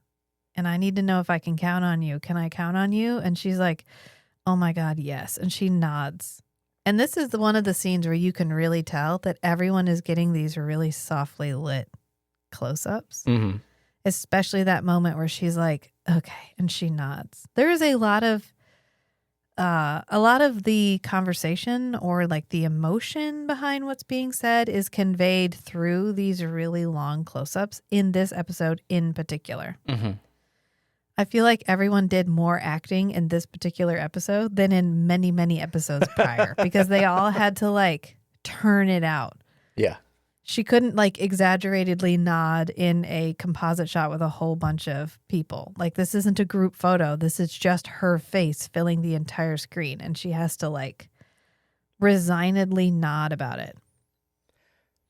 So in the Bill Mummy interview I was watching earlier, he said one of the things that he really liked about Babylon 5 playing Lennier is that he really had to stretch his acting muscles. So the other thing he was known for was Lost in Space, and he described that as on the natch. Because it was just Him being him. him being his natural self. Wasn't he a child? He was a child. Yeah. Child actor. On the natch. On the natch. All right. That's But cool. I never he heard that said before. with Lennier, he said, especially because of the prosthetics, he said, and Lennier as a character is very reserved. Yeah. He said, so everything he had to convey had to be very passive. And it was all in his facial expressions and his reactions to things. And so he really had to, he said, I'm not a method actor. That's not what I do. But I really had to like refine myself and he does like a good job practice too. it and like embody it to convey all that with Lennier. He also said one of his inspirations was Kung Fu: The Legend Continues. Yeah. So put that where you want to.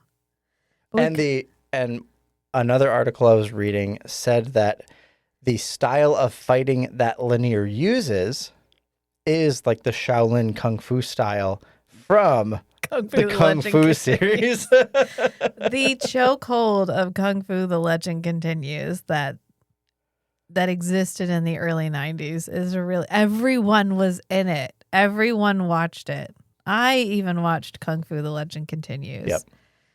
David Carradine was when he was on Kill Bill, I was like, oh, like the guy from Kung Fu: The Legend Continues. Anyway. Yeah. This is when we come back to Dr. Franklin, and he's roaming around Brown sector. Why do you even gotta call like the down below Brown? Like, come on. Give it a nice name. Because he's looking for Shit flows downhill. Always. But he's looking for Brown 27G because he's walking around. He stops this woman and he's like, hey, I'm looking for Brown 27G. There's a lady named Laura Rosin. She's supposed to be around here somewhere. And the lady's like, oh, like that's over there. But what do you want with her? And he's like, oh, I heard that she's a quack. She's a kook. Quack. She's a con artist. Excuse me. I'm a little bit turned around here. I'm looking for Brown 27G, a woman by the name of Laura Rosen. She's supposed to be around here somewhere. It's right over there. What do you want with her?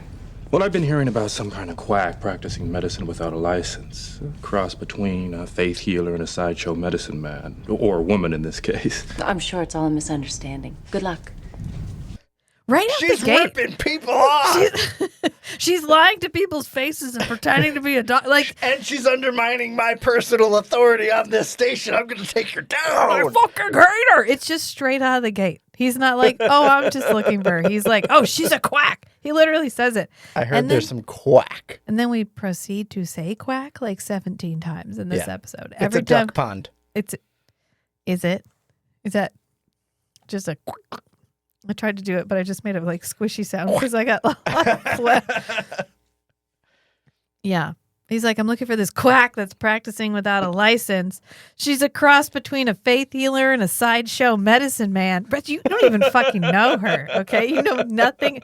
He didn't even Google her. Bruh, chill. He didn't even Google her before. He knows her name. Knows her name. He knows. Which Google starts with G for Garibaldi. Yeah. He could have. That's what he ends up doing. Garibaldi. Garibaldi. I think Google's around by 1994, right? Ish. I can't remember Google's birthday. Anyway, he didn't look this shit up. He didn't intranet this. He didn't poll the populace. He didn't ask. He did nothing. He literally. Where did he? Somebody walked up and was like, "Oh, there's a lady named Laura Rosen down there." Rosen She's the one or Rosen? Rosen. Rosen.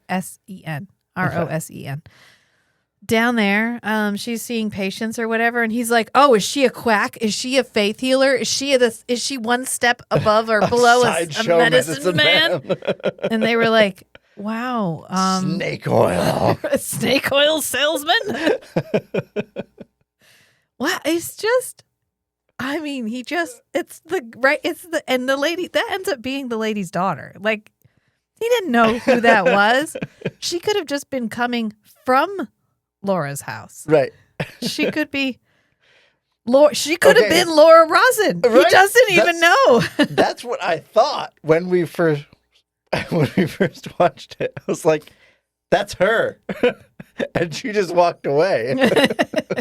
And I would like to remind everybody that in the episode where he killed that child, he called himself God. So what he's really mad about she could have saved Sean. Ooh, non-invasive. She could have saved Sean because she could have healed what ailed him without having to open him up.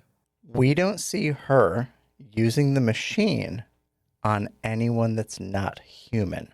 Does the machine require both sides of the machine to be hooked up to the same race? It doesn't say. It doesn't say. It must not, because it's not a human device. So she couldn't have tuned it to be human without really.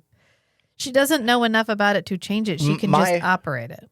In my head, the mechanics that I devised for how this works is that it's taking the pattern of biology from one entity and applying it to the other. Yeah. And like swapping them. Okay. I think it's simply life energy. And even in that case, they could have used one of the parents or both parents. Right. To save Sean. Right. So, yes. Yeah. You probably could have saved Sean with it. Yeah. And just wrap this around your arm. Yep. And think happy thoughts about your son. Yeah. Exactly. Yep. Maybe that's what he's salty about. Ooh, yeah. Is this the final form of the device that the guy uses in A Princess Bride that sucks your life away? Just extrapolated 1,000 years out into the future. Yeah. Maybe. I'll put that right there. But he says this to this woman walking by, and she's like, wow, I'm sure that's all a misunderstanding or whatever. So, like, good luck. And then he walks in, and it is an older lady, and she's hooked up to this machine. And I love how she's like gently massaging the buttons. Like, they gave her this and they were like, I don't know, use it like you think it would be used. And she's like, okay, gentle press. She doesn't need to do anything. Does it have settings? There's like 4 buttons. Later on, she pushes a bunch of different buttons to reverse it. Yeah. She knows how to operate it. Yeah. But there's still only like 4 buttons. Anyway, this guy apparently has a growth, which is why I think it could have helped Sean, because she's like, this could begin to decrease your growth soon. Mm-hmm. But JMS specifically said it couldn't help with physical injuries. Like if you cut your arm off, couldn't regrow the arm. Right. If you had a large gash, it couldn't regrow the gash. Mm-hmm. But then he gets shot in the arm with a PPG. Right, Mueller. but that's just a burn. Well, it goes through his shoulder because the doctor's like, well, it would have cauterized. The PPGs have a little projectile. They're not just an energy weapon. Oh. Because they'll run out, or they're like I don't know. They'll run out of ammo, and it went through his shoulder or whatever. Or it could have like harmed his shoulder and cauterized it, but also like it needed nerve repair because he's like, I'm getting feeling back in my arm. Yeah. I don't know. We don't really clear that up. But the guy's like, how will I know what it works? If it works. And she's like, oh, my treatments never fail. And this is when he's like, how do I pay you? And she's like, there's a box by the door. Don't show me what Let you're your gonna pay heart me. guide you. Yeah, pay me whatever you feel like paying. There's a thrift store near us who lets you do that. And let me tell you, it is a revelation. I am so tired of overpriced thrift stores. I can't even. I feel like I should start an entire podcast about how mad I am about overpriced thrift stores. Anyway, she doesn't even turn. She's just like, hello, doctor. I smelled you when you came in. I saw you before you got up this morning. I knew you were coming. I've been watching. I saw it in my crystal ball. She goes, I wondered how long it would take you to visit me. One healer to another. And he's like, well, I mean, it took me a while to notice my drop in patience because, I don't know, everybody kind of looks the same after a while. Have you been here before? Hold on. It took him a while to notice the discrepancy in his personal contribution to the drop in patience and The someone actual drop else's in patience. contribution to the drop in his patience. Feeder program. Nobody will miss them. No, it's fine. So I'm down here. I love how non-specific the origin of this device is. Mm-hmm. She's like, oh, I bought it off a trader or something. I don't even know. Got it on eBay. Like, I bought it on eBay. Turns out it's a crazy artifact or whatever. Kind of reminds me of the plot from I'm feeling very referential today, but it kind of reminds me of the plot from the first Transformers movie when he's trying to sell those glasses on eBay. And because of the like burn-in from the Energon cube, all of the Transformers are after him because they know that those glasses saw the Energon cube. Or the Allspark. The coordinates for where they are encoded in the glass. Yeah. Are you Ladies Man 99 or whatever? What? That's exactly how it feels. That just means that there are like alien artifacts just floating about the countryside. Like there might be incredibly dangerous alien artifacts anywhere at any given moment, at any time. It's terrifying. I guess we just saw that not too long ago because his friend came through with those artifacts from that dead world. Yeah.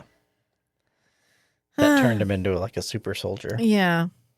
Anyway, she's like, yeah, I don't really know what it does though. I've only deciphered it kind of. Just the general list of meanings. And he's like, in other words, you don't know what it is or how it works? And she's like, oh, I know it works. It restores, renews, I know how to make invigorates. it do things, but I don't know mechanism. What is it doing under the hood? Kind of like I know how to start my car and go to the grocery store, but Yes. if you asked me to fix my car, I wouldn't fucking tell you what was what. Right. No. She knows how to drive it. She just wouldn't know how to repair it or build a new one. Well, I could take it to be repaired, though. I'm real good at that. She goes, it's good for ailments of the flesh and blood and bone. I like how she delivers Yes. everything. very, very stage actor. Yes, it's very old school stage actor, which again, Babylon 5 was in such a sweet spot for this, and they really took advantage of it. And she said it can cure everything from a cold to Stafford's disease. For a modest contribution is what the doctor contributes. He's like, oh, but people pay you. Bitch, you get paid. Right? What do you think people do when they go to med lab? Literally, you gatekeep your healing skills behind money more than she does. They got to pay to go see you. Right. She lets people see her and then they contribute if they can. That's entirely... Get off your horse. Right. Whatever high horse That's like you're a on right community now. barter system Just get the fuck versus off. hyper-capitalism. Right. Half the time when he's treating aliens, he's never treated that alien before ever. When he had Varn, he's never even done anything with anyone of that race ever before. He's as much medicine manning that shit as she is. Yeah. I mean, he's a xenobiologist, but she's also a doctor. So she has medical training. She is as qualified to blunder her way through this as he is. Right. But I do like that part where he's like, yeah, but they pay you. You get a salary. You get paid twice. People pay to see you, and then you get paid to just be a doctor. And she's like, well, I leave that detail up to my patients. And he's like, oh, you have quite the operation here. Does the term con job ring a bell? And then the lady from earlier comes in. Conscience job. Yeah, because I'm good at doing things. Because I have a conscience. Bitch. Then the lady comes in that he asked earlier. And she's like, yeah, that's my mother. And she's not a fake or a quack. And he's like, you didn't say it was your mother. And she's like, you didn't fucking ask. You just started pontificating you at asshole. me. You handed me a pamphlet about how terrible she is. I don't even you didn't ask me at all. She isn't hurting anybody. And he's like, well, she discourages proper treatment. It's not like she's handing out essential oils or some shit. She's using like an alien technology. He has no reason to believe that this alien technology is not working. He's right out of the gate like, this is a machine that's incomprehensible to even the person using it, is exactly the kind of thing that you'd use in a con job. Yeah. Say it's going to make you feel better. And 30 to 40% of the time it would work because of the placebo effect. It's very powerful. Right. But eventually it would come out that it wasn't working and they'd drift back to him. I don't know why he's so butthurt about this. But she's like, what, you don't like the competition? He's like, no, I have a problem with frauds. And then she stops him. She's like, you know what? Go. Will you just go? Will you? Can you get out of my house, please? Can you get the fuck out of here? Can you go fuck yourself? Can you leave? My mother is very tired after her sessions. And as a doctor, I'm sure you can understand. And he's like, all right, but as a doctor, I'll be back. You can count on it. And then he like sachets out the door. Angry walks. And then we come back to Carl Edward Mueller, and this is when he's getting sentenced. And I want to draw everyone's attention. That was the most southern draw I've ever done in my entire life. Draw. God, I can't. Draw everyone's attention to the neon bar that he's standing in front of. Do you think that's electrified? Is that what that's supposed to mean? Or did they borrow this from the Mutai branding kit? This is in the courtroom? Yes. Everyone in the last time we were in a courtroom with the ombudsman, there was a fluorescent bar. Yeah. I don't think it's electrified. I think it's just decorative. You think they borrowed it from the Mutai kit? Remember the Mutai had like neon bars all over everywhere, and I asked if maybe when you set up a franchise, they sent you a kit. That's kind of what it feels like. But they're prepared. Maybe it's selectively electrified. It would make sense since the last time we had anything to do with the ombuds guy, he got snatched. I would also have an electrical fence around myself, especially considering the types of There's people. just a button under his podium. Get back down. Most of the time it just hits Garibaldi. Fucking why? Down, Garibaldi, down. Stop shocking Trust the me. justice system. Stop shocking me. But they're like, yeah, okay, so we're going to render judgment. Do you have anything to say? And he just goes, stroke off, of course, which is fuck you.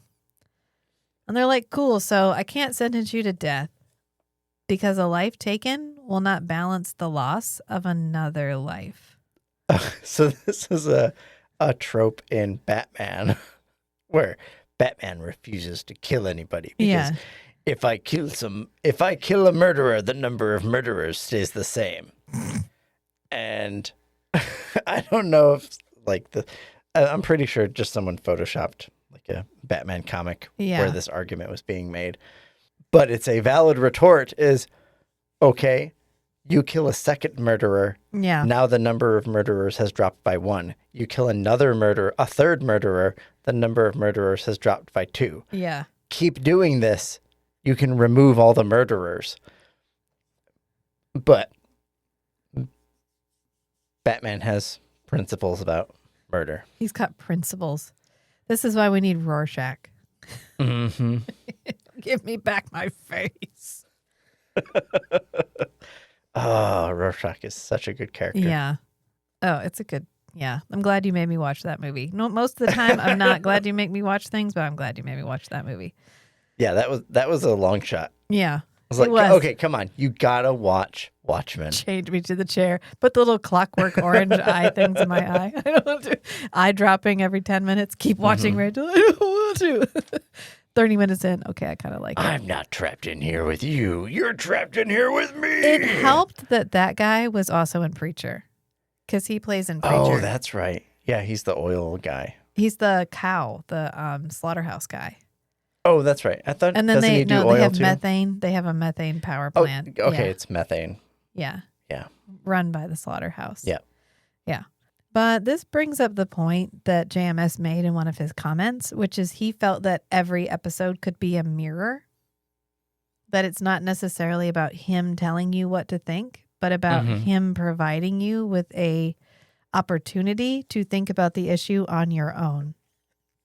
Provocative. So this episode in particular was intended to provoke the viewer Conversations. to have a conversation about where they fall on capital punishment. Like, wow. Which is real bold for an episode where you also reveal that the Centauri have 6 dicks, okay? Like, it's just, this episode gives and gives. So, we're not going to tackle that discussion right here, right now, and We Are All Kosh. If you were hoping for that, I deeply apologize. I feel like it is an incredibly case-by-case basis thing. And to blanket say one way or the other how I feel about something really pigeonholes me in a way that I don't feel like it's a topic that really lends itself to black and white or extremism. Right. There's a reason this has been a controversial topic across many societies for thousands of years. I can tell you personally, I think it's ridiculous when people carry a gun and say, well, I would kill someone to defend myself. I probably wouldn't, because I wouldn't want to carry that burden for the rest of my life. I just don't think there's a situation where I would ever feel comfortable taking a life. Now, that doesn't mean that there's not. That doesn't mean that if someone were threatening my children in front of me that I may not. I don't know. I think that she makes the right choice at the very end when Laura kills him. I'd fucking do that. Sure. Yeah. Because he's threatening my child, threatening another person. If he was just threatening her, she probably would have just let him. Right. Which is where I fall. But he brings in her daughter and the other doctor on the station. Right. Because you're asking me to say, is my life and greater it's the than your only, life? It's the only option at her disposal. Yeah. So we're not gonna. So sorry, JMS. You're not gonna get me this time. However, and I think he has provoked a lot of conversation but about not about not about capital punishment, just about the absolute banana bonkers concept of being able to wipe somebody's personality and then put a new one in there. When we've already done brain wiping as a plot point in a previous episode. Yeah. Correct. Anyway, what they've sentenced him to is the death of personality. So he's going to go to the med lab facility. He's going to be brain wiped. And then he will be given a set of new memories so that for the rest of his natural life, he will serve the community that was harmed by his actions, which means that Garibaldi will have to work potentially side by side with someone who killed one of his officers. Whose body, under a previous mind, killed one of his officers. Right. Oh, you know what this reminds me of? God, here we are again. Remember that indie movie we watched where that guy couldn't go a certain distance away from that lady or everyone around him would die? Yeah. Radius. This guy wakes up and he realizes that everyone within a certain distance of him dies. Unless anything alive dies. Unless he's with this particular woman. But neither one of them remember anything about their previous lives. They have no memories. Right. They both woke up like the day before with no memories. And so they end up going through the whole movie and kind of at least developing a friendship. Right. Like a really strong rapport. And he realizes he's a serial killer and that he was stalking her and he tried to kill her. And then something happened. Some supernatural event happened. I just spoiled it for you. I'm sorry. I should have warned you.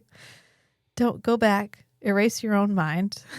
It's fine. It's not that big of a reveal by the time you get there at the end. Mm-hmm. But he's not that person anymore because while he remembers what he did, those are not his memories. They're just like he doesn't re-become that person. So in the end, he shoots himself. Yep. Because they're wheeling her away. He knows she needs to get taken back to get medical care. And that he can't go with her. He takes her to the hospital. Yeah. And then as she's being wheeled away before she hits the radius. Shoots himself. Yeah. So there's a situation where he went through a mind wipe. Mm-hmm. And then he was a completely different person. Yeah. And he couldn't cope with what he had done before. Anyway, do they ever tell them? Can they find out? Do they wipe news broadcasts and stuff? What if people tell them? That'd be interesting. Yeah, that gets complicated. Yeah, because if you're working in the same community, people are going to know. Right. You'd have to be shipped off to somewhere where nobody knows you. Eventually, you're going to find out. If you stay where you are. Unless you're sent somewhere. Because he says there's later. There's always a chance.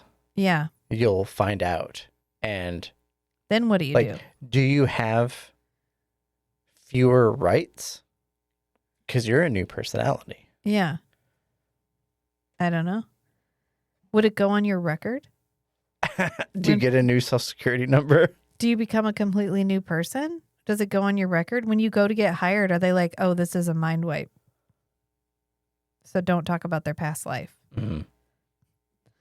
See what I mean? This is the discussion it provokes.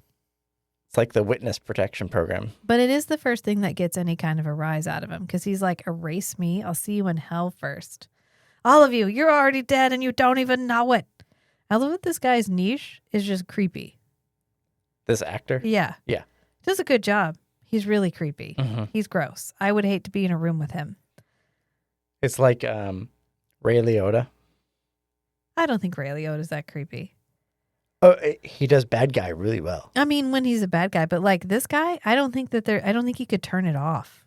I don't know if I could be in a room with him even when he's not in character. I only know of one movie where Ray Liotta played a good guy, and that was Karina.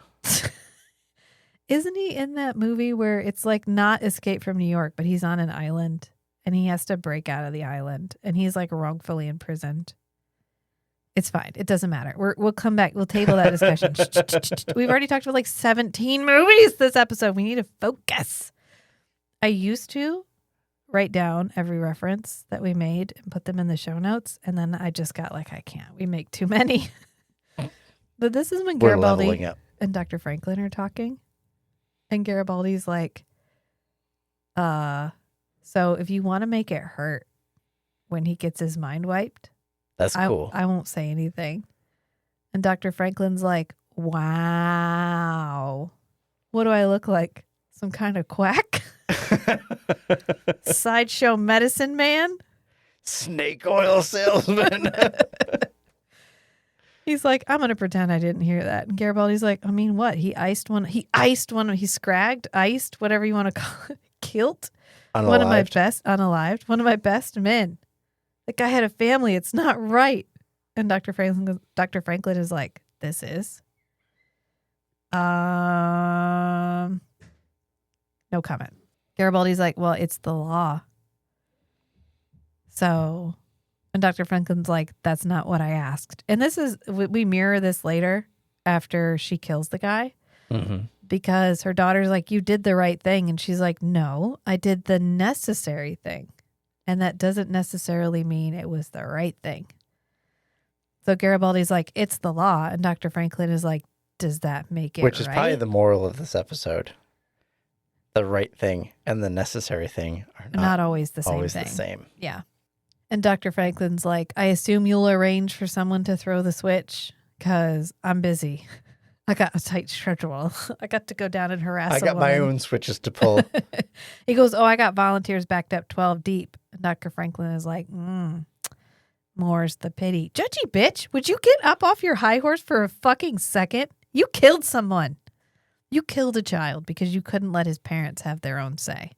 Mhm. You snuck in like a boogeyman from a fairy tale and performed an operation on this child who would have died in peace, and instead his parents called him a demon and then killed him. And now you're all, And you knew that was going to happen. And now you're all, oh, more's the pity. Fuck off. I can't with that argument. Just let it go. Go, okay. Let it go. It's happening. You're the one who apparently runs the equipment. Why is Dr. Franklin the one who operates the equipment? Because he's the Is chief it of staff. is it a medical procedure? Yeah. If it was a medical procedure, why didn't he know about the ability to give somebody memories in the Grail? That's a plot hole. Okay, Babylon 5 doesn't have many of them. Okay, Right. So I got to pick at the scab Okay. while okay. it's here. This plot hole exists because JMS has a hole in his mind. Yeah, because he was so sick. The drug-induced psychosis that produced multiple scripts. Listen. We had so much fun with plot holes in Forever Night, and I get so few opportunities to pick apart continuity errors in Babylon 5 that when they show up, I have to savor them. Mm-hmm. And so that's what this is me. It's a delicacy. It is. It's like, oh, here's one. Oh, this isn't good. In Forever Night, it's fast food. No, forever. Here, it's a delicacy. It's every single episode. I'm looking at you, vampire dog. We do have a vampire dog 5K shirt design made, and I really just need to work with Meg on getting some kind of event planned because we made it so that we could donate money to the multiple sclerosis charity in Toronto, because the dog cures multiple sclerosis with its vampirism, which it becomes, I can't. That's, if you were like, what the fuck? Correct.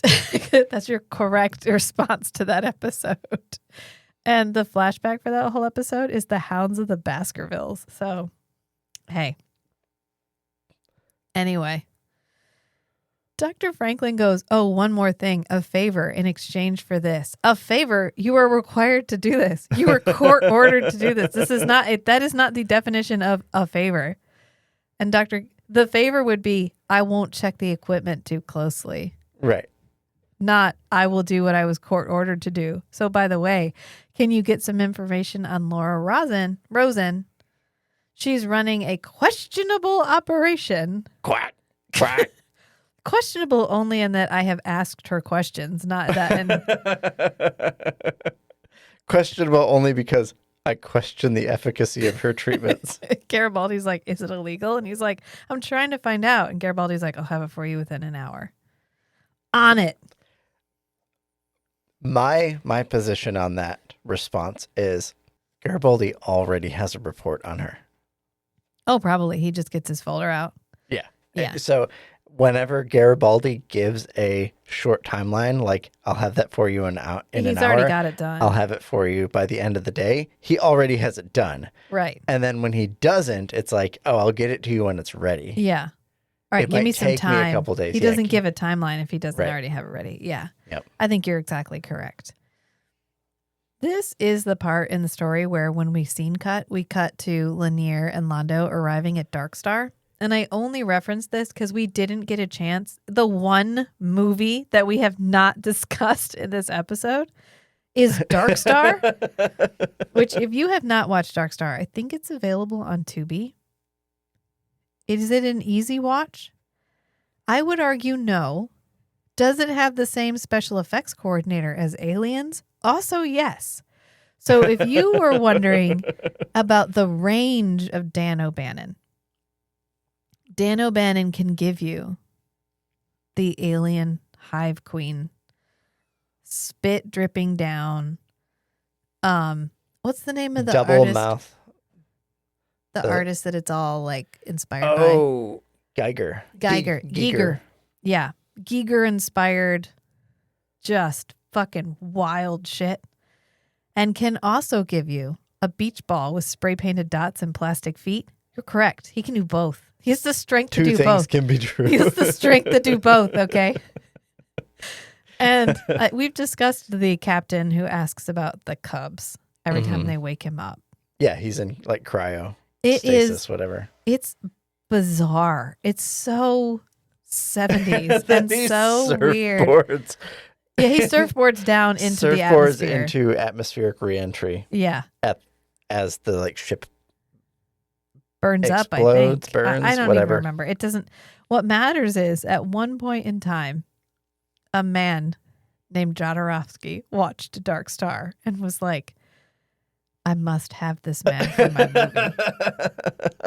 And recruited Dan O'Bannon. And because he recruited Dan O'Bannon from Dark Star, Dan O'Bannon met Giger because Jodorowsky had also contracted with Giger to create the aesthetic for his movie. So Dan O'Bannon and Giger only get together because Jodorowsky never read Dune but wanted to make it into a movie anyway. He'd heard good stories about Dune. It's wild. And was inspired.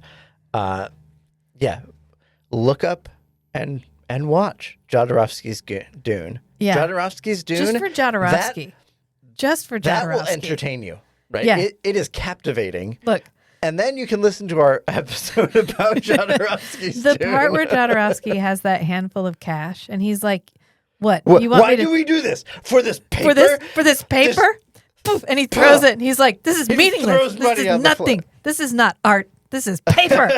And you're like, oh. I love him so much. And Jodorowsky's still around. Yeah. He's still doing Look, shit. anyone who makes a movie where a guy shits gold is definitely worth just going for it. Meanwhile, Dr. Franklin's on the Zocalo. He walks up to Laura's sister. Oh, God. I'm going completely off the rails. Jodorowsky will do that to you. I have to get back on. Jodorowsky, the wild man. I know. For this paper in my hand. This is not art. And he goes, can I talk to you for a minute? And he's talking to Laura's daughter. Is it Laura's the daughter? Young Rosen. Young female Rosen. And he's like, can I talk to you for a minute? And she's like, I got a quota to make or it's going to take it out of my salary. Right, she's selling jewelry at the Zocalo. Right. Is that legal? I feel like that's not legal. I feel like she could probably report that to like a labor board or something. Oh, what, about making a quota? About if she doesn't make the quota, her money gets taken away. She doesn't get paid. Unless it's like a commission. It doesn't. She's just shh. It's like the local restaurant where Everyone's it's only paid in cash. And everybody works for only tips. Yeah. You don't actually get paid an hourly wage. There's a reason for that. And I don't want to get into it right now. Shh, don't narc on our local restaurant who makes the best burgers ever. But he literally picks up like 6 necklaces and he's like, is that enough? Is that your quota? Is that good? And they had to add sound to this, right? Because there's always a Foley artist. Yeah.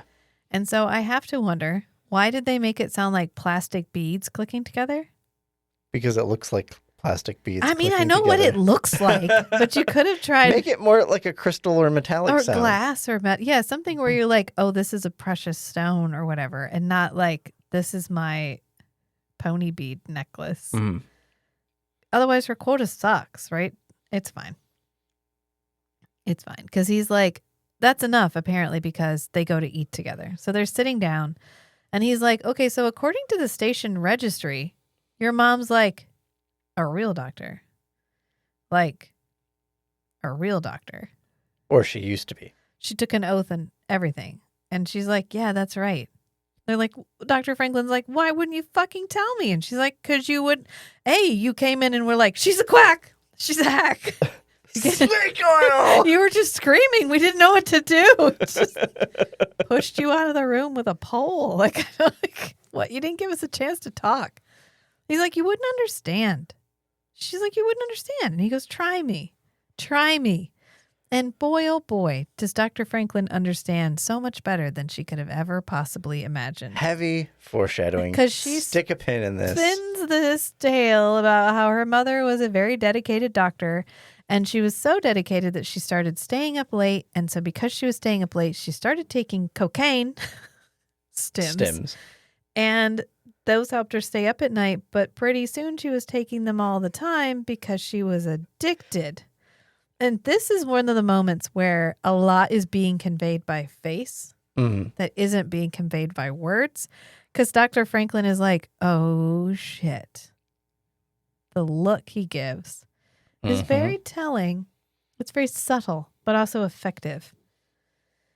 And she's like, she wouldn't admit it to anyone. She wouldn't listen to anyone until one day she made a mistake and somebody died. And Dr. Franklin's like, I'm sorry. And the daughter's like, when they took her license, they took a reason for living. And so she decided, Hail Mary, pass. I will not try to be a nurse. I will not try to find some other way of being able to help people.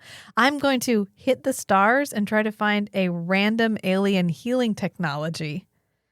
That's how I'm going to fix this.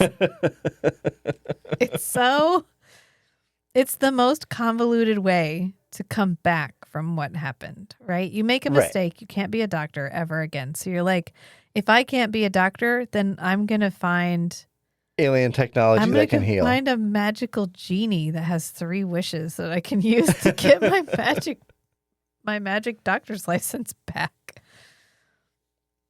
And then she could come back vindicated and they'd give her back her life. I mean, I guess it's not rational, but sometimes your decisions are not rational when you're in grief.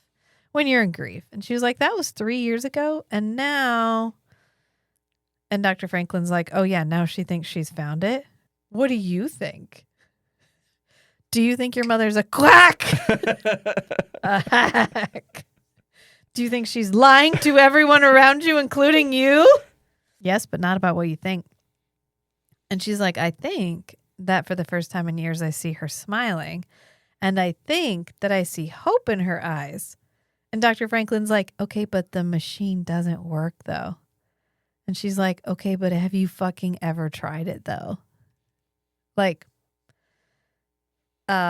if it was real, he's like, she goes, how do you know? If you tested it, examined it, or are you acting like a quack by sideshow medicine man by making claims that you do not make any effort to actually support?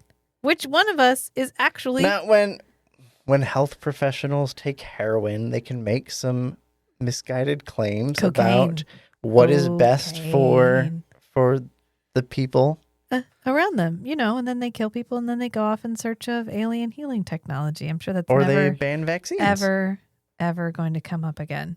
Yeah, or that. Anyway, Dr. Franklin goes, no, I haven't examined it, but if it was real and it worked, why would she still be here? Which is a legitimate question. That's a good question. That's the first actual rational thing he said, where he's like, if it worked, you'd already be making money at it. I would be. So why aren't you? Why aren't you on Earth showing her discovery? And she's like, well, we don't have the money. And he's like, oh no, I checked. You do. He can look that shit up. Garibaldi's report is extremely thorough. He gave them her bank accounts.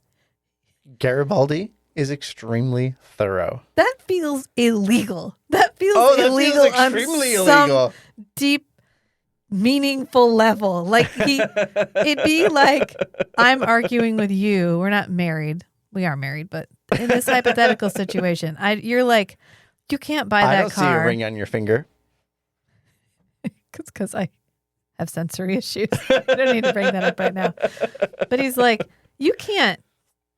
You would be like you saying, you can't buy that car. You don't have the money. And I'm like, what? You don't know that. And you're like, no, I hacked into your bank account and looked at it. And she just takes it in stride. She's like, well, she doesn't need to know that that we could go back, because I don't want her to go back, because she's not a well woman and she doesn't have very long anyway. And she's finally happy.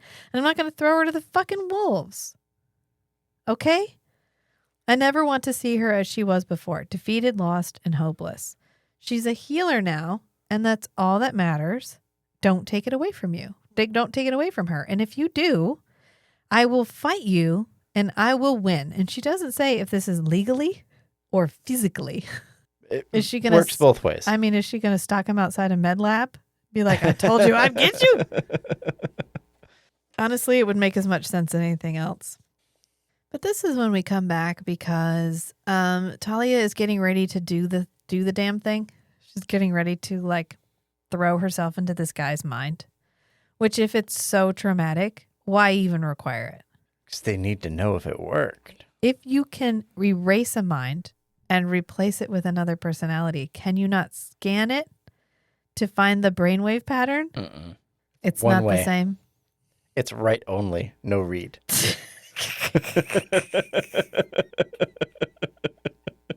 It's just a CDW, not a CDRW. Remember when they were like CD plus RW and CD minus RW and it mattered? And you'd Google that and everyone would be like, well, mine plus is always working. Oh, it was always terrible. Mm-hmm. Oh my God. We just bought a car that has a CD player and Matt was like, we can burn mixed CDs. And I was like, we don't own a CD player. We don't own a CD burner. And he was like, yet.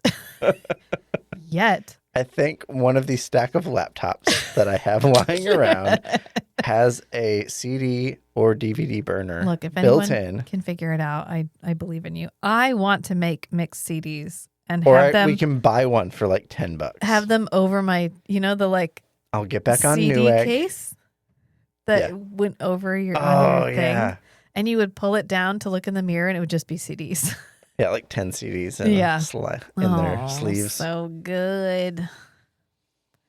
Anyway, Talia is putting a black bar over her Psycor symbol, which we talked about earlier. It's because she's getting ready to like do the last thing before this guy dies.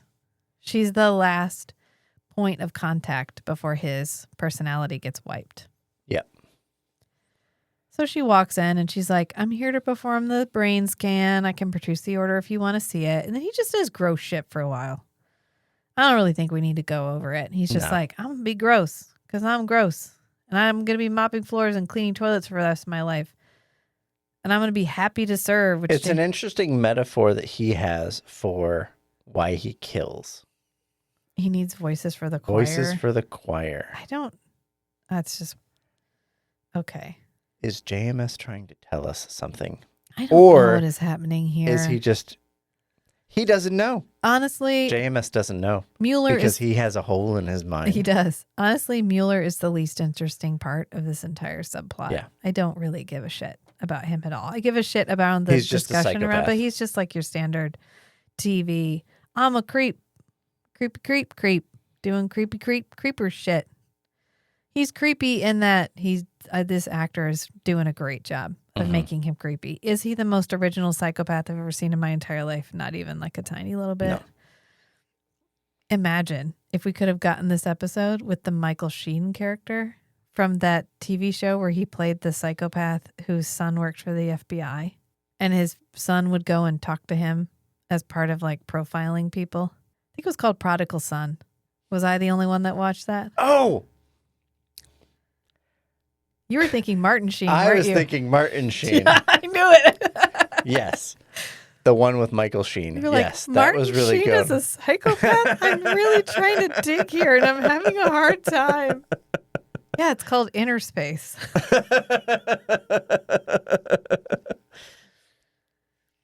But then she scans his brain, and yes, he's killed a lot of people, blah, blah, blah, blah, blah. I need their voices. They're going to sing me into heaven. Stay for the symphony. And she has to like get up and flee. And that's that whole scene. It happens. I'm over it. And this is when we come back because Rose, the yet to be disappeared assistant to Dr. Franklin, shows up and she's like, hey, so I did the follow-up on all those patients that you requested.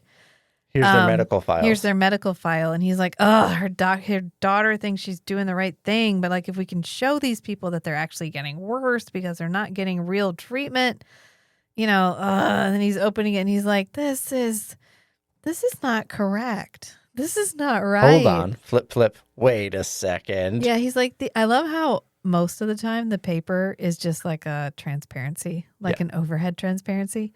And yet this one is paper in those plastic paper protector shields. Mm-hmm. They were trying. They were like, make it plasticky as best as you can. He's like, this can't be the same patients that she's seeing. Is it? Like, are these the patients? And Rose is like, yeah, why would I have told you that it was them if it wasn't them? And he's like, I'll be right back. So he runs off. And he catches her in the middle of a procedure.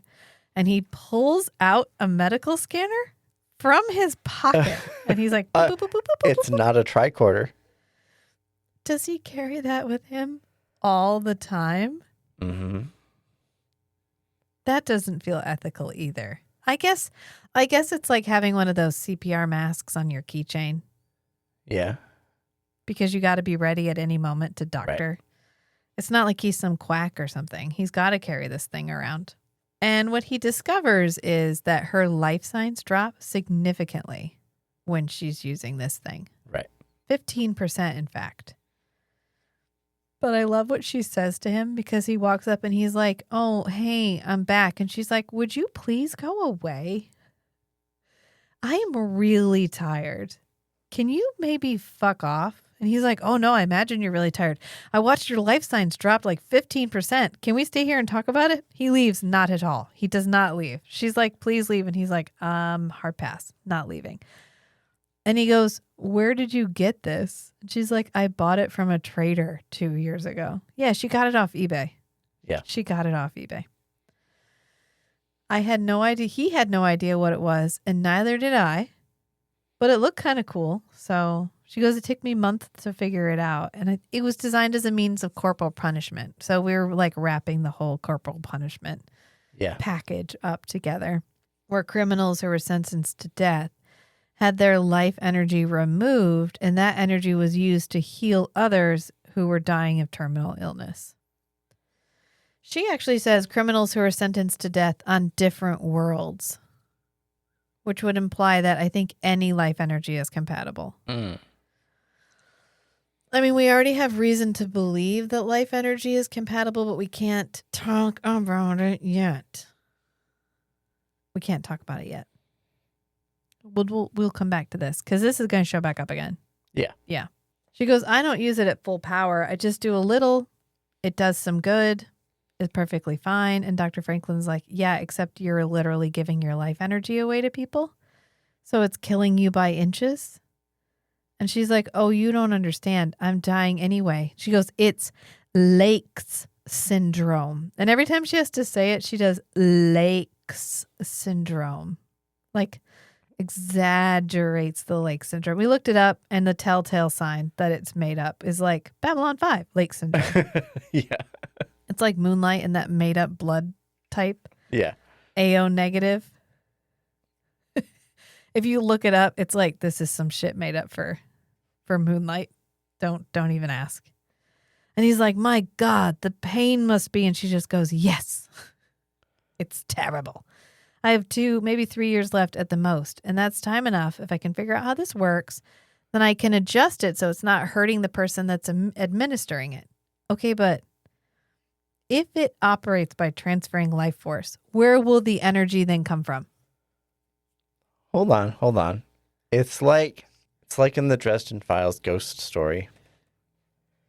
And Harry's running around just In his soul. As his soul, his bare soul. And something like takes a bite of him.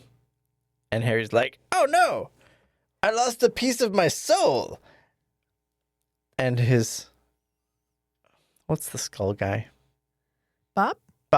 Bob's like, oh, it grows back. Yeah, you get better. Well, not in this world, you don't. Well, and they're not really giving. Okay. Maybe when you just get a little dribble of life force, like her body like heals it back. Yeah. If she does it in small enough doses, it doesn't actually shorten her lifespan. Well, she's been doing it for a while. Right. And she's doing it routinely every single day. Right. And she hadn't died yet, so. It grows back. I don't know. It's not fleshed out. It doesn't matter. But he's like... A hole in his mind. Dr. Franklin's like, why did you say you didn't know what it did, though? And she's like, you were screaming in the hallway about how I was a crack. Crack. It shows medicine man. Snake oil. I wasn't in a good mood to talk to you. He's like, oh, you heard that, did you? Oops. Oopsie doodle. And she says, plus, telling you the truth would mean telling Janice. Her daughter's name must be Janice. Good thing we got that correct. This deep into the episode. Would mean telling Janice how it affects me. She wouldn't understand. She'd stop me. She loves me very much, it seems. God knows why. Is she not your daughter? She not your daughter? That you probably dragged all around the countryside with you looking for alien technology? He's like, hey, so can I look at it, though? Because I might know people that can help. And I wrote down, your murderer friend? Are you gonna take it to him in prison? Why not just say you're a xenobiologist and not just a doctor? Yeah. Because she's like, oh, no.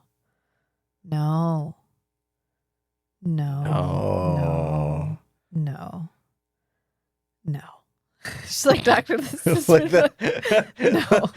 the cleaning lady in Family Guy. No. She's like, doctor, this has been my life for the last 2 years. If there's going to be a discovery here, I'm going to make it.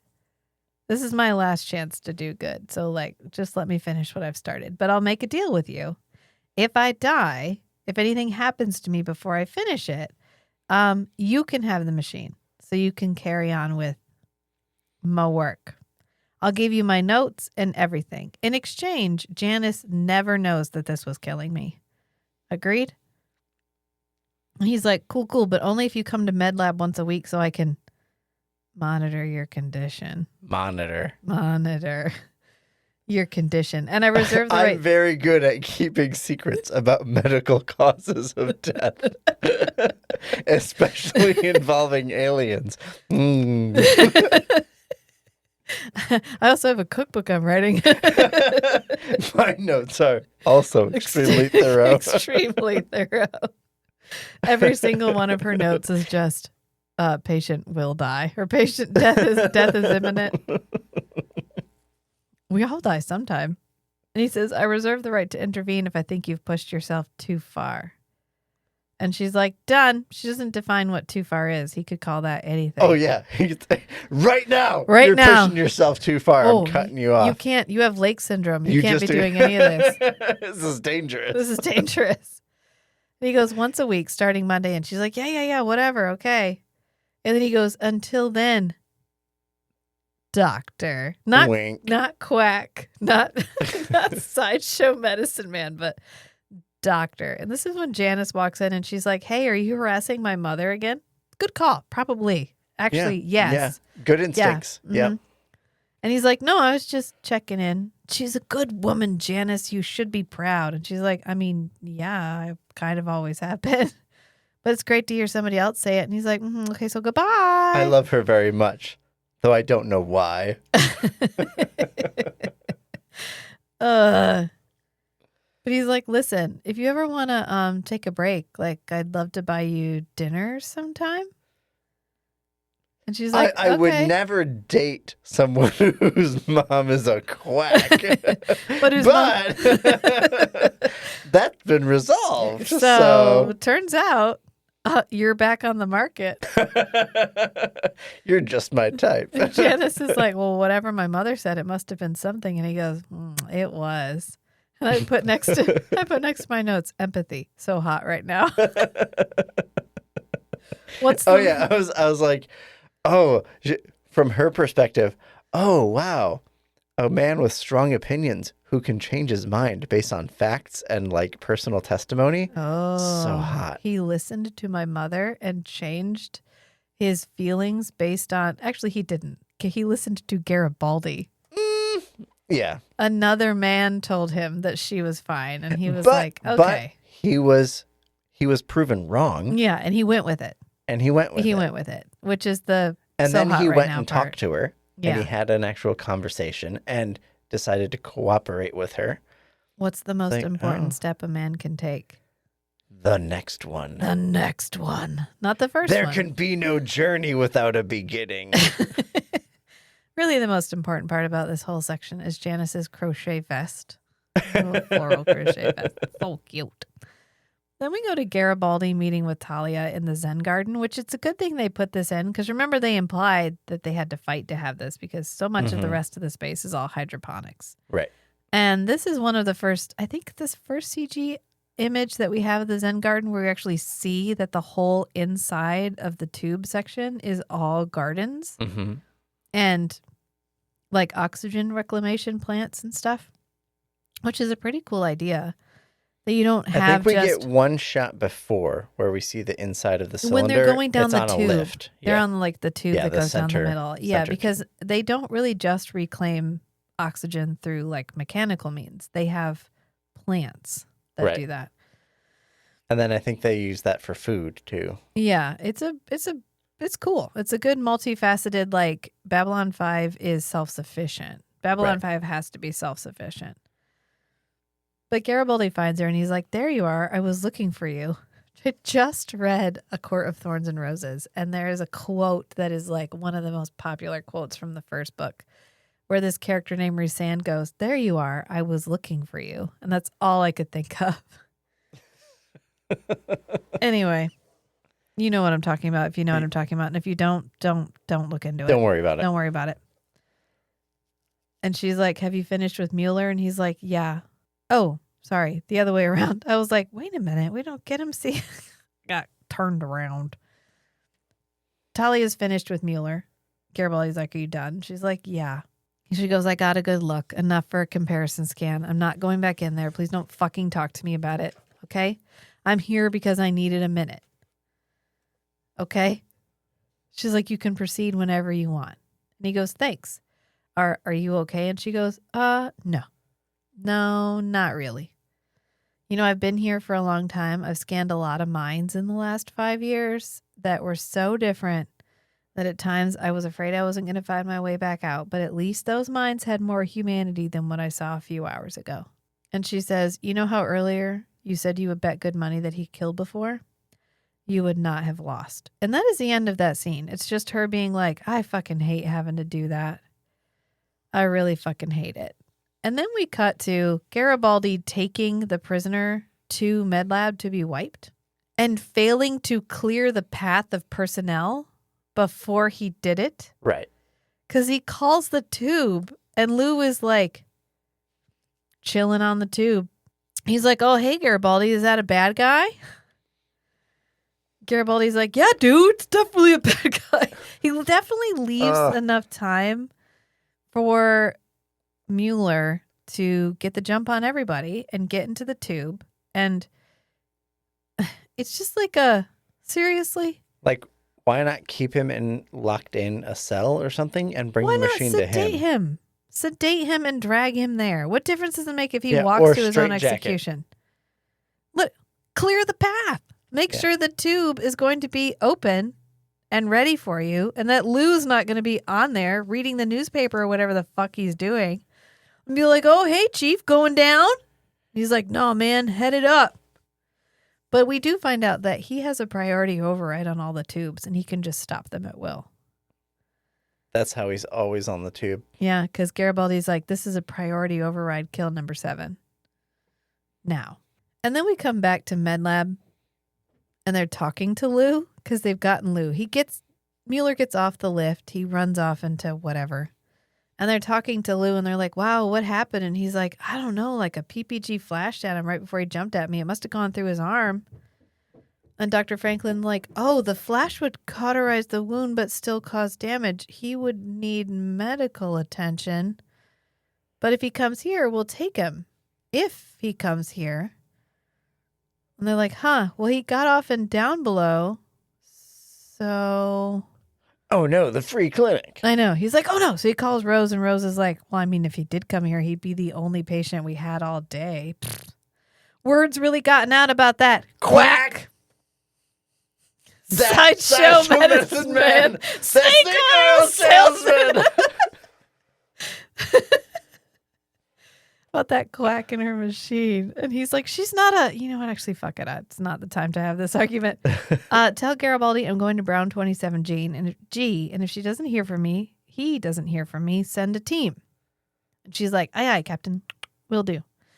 And apparently this was something that got a little bit of flack. Because he doesn't just send security. Right. Well, JMS's argument was security was already involved sweeping the station. Mm-hmm. It wouldn't make sense to pull an entire team from like a coordinated search effort to just go to this one particular place where you're not even sure he's going to be.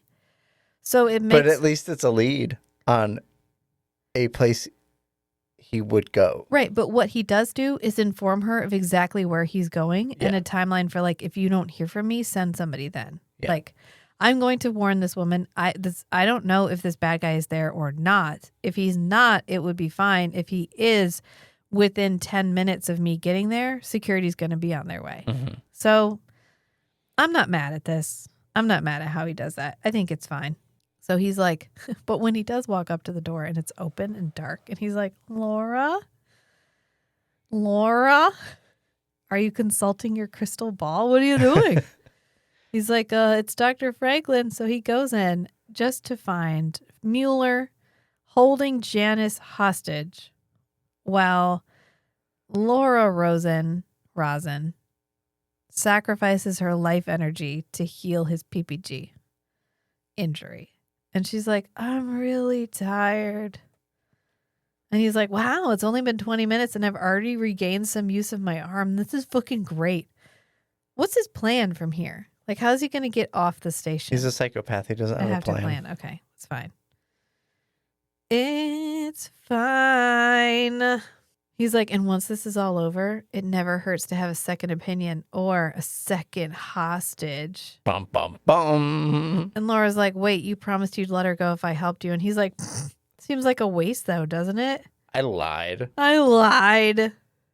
And she's like, great, then I refuse to continue. And he's like, no, you got to go or you got to finish or she dies now and not later. And he's like, oh, yeah, this is going to feel so good because Dr. Franklin tries to leave and he shoots at Dr. Franklin. And he's like, stay or my next shot will not miss.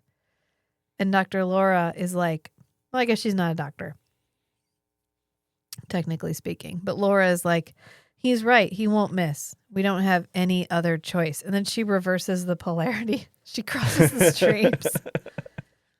And she like transfers all of her illness and absorbs all of, which previously never previously did the illness transfer to Laura.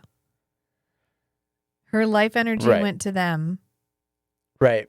And that may have been part of how she had doing it just little doses at a time where she was only transferring pure life force. But when you do it wide open, you get everything. Yeah, because she sends him everything. All of her Lakes syndrome. Of pain almost too much to imagine. Arthritis, your vision blurred. Your intestines are on fire? Okay. What a weird one to include. Your veins are burning with pain. He's right. He won't miss. We have no other choice.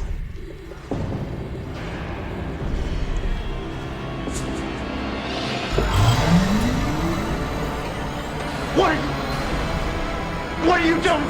Stop it! You'll do nothing. That pain you're feeling, that agony, that's Lake's syndrome. A pain almost too much to imagine. Arthritis. Your vision is blurred. Your intestines are on fire.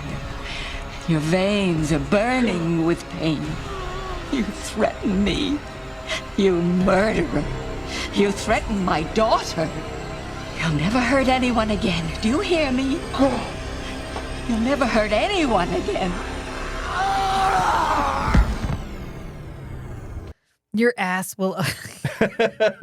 Your ass is exploding. Like you just ate $50 of Taco Bell. God, no. He's like, she goes, you threaten me, you murderer. You threaten my daughter. You'll never hurt anyone again. Do you hear me? You'll never hurt anyone again. And then he dies. And then we cut to her in the courtroom, and the ombudsman is like, yeah, it was self-defense. You're fine. So, yay. But they do take the machine.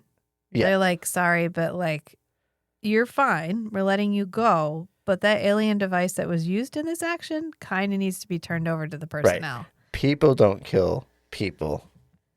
Guns do. Yeah, and so do rogue alien technology. Right. Yeah. And it's a gun. Yeah. We're seizing effectively. it. We're seizing the weapon. Yeah, you may have used this gun in self-defense, but you still used a weapon. And so we're still going to take this weapon. And it was not registered. No, not even a little bit. You quack. You sideshow medicine man. Snake oil salesman. To ensure that it's not misused in the future, is what he said. Then he's like, court's adjourned. Good luck, everybody. See you. Bye, bye, bye. And then he leaves, never to be seen again. And Garibaldi is like, if it helps, you did the right thing. And she's like, yeah, thanks. That doesn't really help from you, actually. I've seen what makes you cheer. They're like, are you all right? And she's like, I mean, I've taken a life in direct violation of my oath as a doctor, but like, I'm free from pain. I'm cured. And through no choice of my own, I now have 20 to 30 more years to live. I was all prepared to die. And now I'm like good to go. This is so inconvenient. This was not part of my plan. She goes, I do so at the expense of a man's life. So like, no, I'm not all right. And this is when she says, I didn't do the right thing. I did the necessary thing. I may never be all right again. You heard Mr. Garibaldi. You did the right thing. Darling, I did the necessary thing. That is not always the same as the right thing.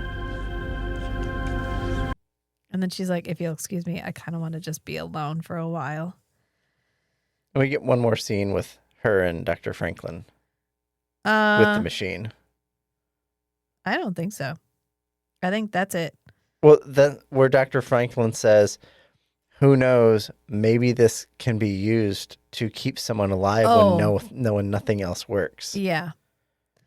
But that's not quite yet. Where she's like, you're a dreamer. Is there another scene? There's another one. Yeah. Okay. Yeah, because this is when Ivanova shows up and she's like, hey, there you are, Garibaldi. I bring glad tidings. And he's like, good. I could use some fucking good tidings. And she's like, remember that disturbance in Dark Star where you broke up a riot and you arrested 30 humans and 2 unidentified aliens? And he's like, yeah. Like I've meant to look into it, but like I've been really fucking busy. I don't know. We just had like an escaped psychopath or whatever. I don't know if you noticed. And she's like, oh, no. I identified them. And then they get in the tube and he goes, what? And then we cut to beat up Londo.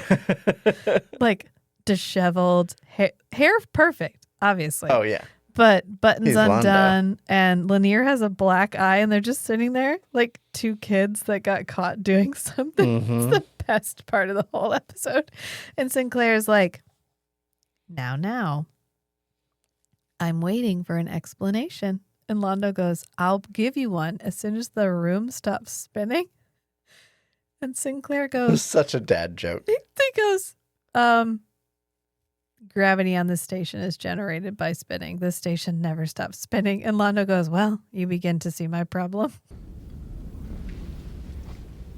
I'm still waiting for an explanation, gentlemen. Yes, and I am prepared to give you one, Commander, as soon as the room stops spinning. This station creates gravity by rotation. It never stops spinning. Well, I begin to see my problem. Mr. Lennier? Just like Ivanova's line about not waking up well when it's dark. Yeah. Where in space it's always dark. And you begin to see my problem. Sinclair's like, never mind. Lennier. And Lennier's like, this incident was completely my responsibility. I asked Londo Mollari to help me learn about the station, and I went somewhere where I wasn't familiar with the rules of conduct, and through error, I created a fence. And that offense created an incident. And Sinclair looks over and he's like, Ambassador, do you have anything to add? And Londo's like, no, not at this time. And Sinclair's like, okay, well, you guys have diplomatic privilege, which means I can't charge you, but you do have to pay damage. You do have to pay damages. And they're like, okay, great. No problem. Thank you, Commander. And this is when Londo was like, Lennier, seriously? What the fuck? Through no fault of his own, Londo ended up learning something about the Minbari. Mm-hmm. Completely involuntarily. He did build a relationship. Despite his best efforts. He tried so hard not to, but he's so personable. But Lennier tells him that in Minbari culture, it's an honor to help someone else save face. So they can't lie unless you're lying to help somebody save face. Right. This could be the most problematic thing about them, to be honest. Yeah. Because when are they lying to save face? And then you can't get them to tell the truth because then they will lose face. Right. Because you are doing them the dishonor of inquiring about a lie. This is so circular. Yeah. And Londo's like, but Delenn, and he's like, no, she's gonna know. She's gonna know that I didn't do this, but she's not gonna inquire out of respect. Yeah. So like, peace out, Ambassador. And Londo goes, Lennier, thank you. If there's everything you need from me, and he's like, actually, there is like just this one thing. I just have this one little thing. When we were at the gaming table, a part of you reached out. Somehow a part of you reached out for the cards? And Londo's like, yeah, and he's like, what was that? And he whispers it. He like leans in. And Lennier just looks at him like, shocked. Oh my God, what? He's like, yeah, it's true. And he picks up the statue of Lee, goddess of passion. He's like, a synthesis of male and female Centauri. Did you think these were just decorations? And Lennier goes, I'm going to take a vow of silence concerning this entire conversation. Would he be freaked out by this? I don't know. I don't necessarily think he would. It may be like, because this isn't common knowledge, I'll just keep it to myself. I'm not freaked out necessarily, but like, if you didn't feel comfortable, because Londo checks around to make sure no one's listening, and then he whispers it even though there's nobody there anyway. Right. So this is clearly a private matter.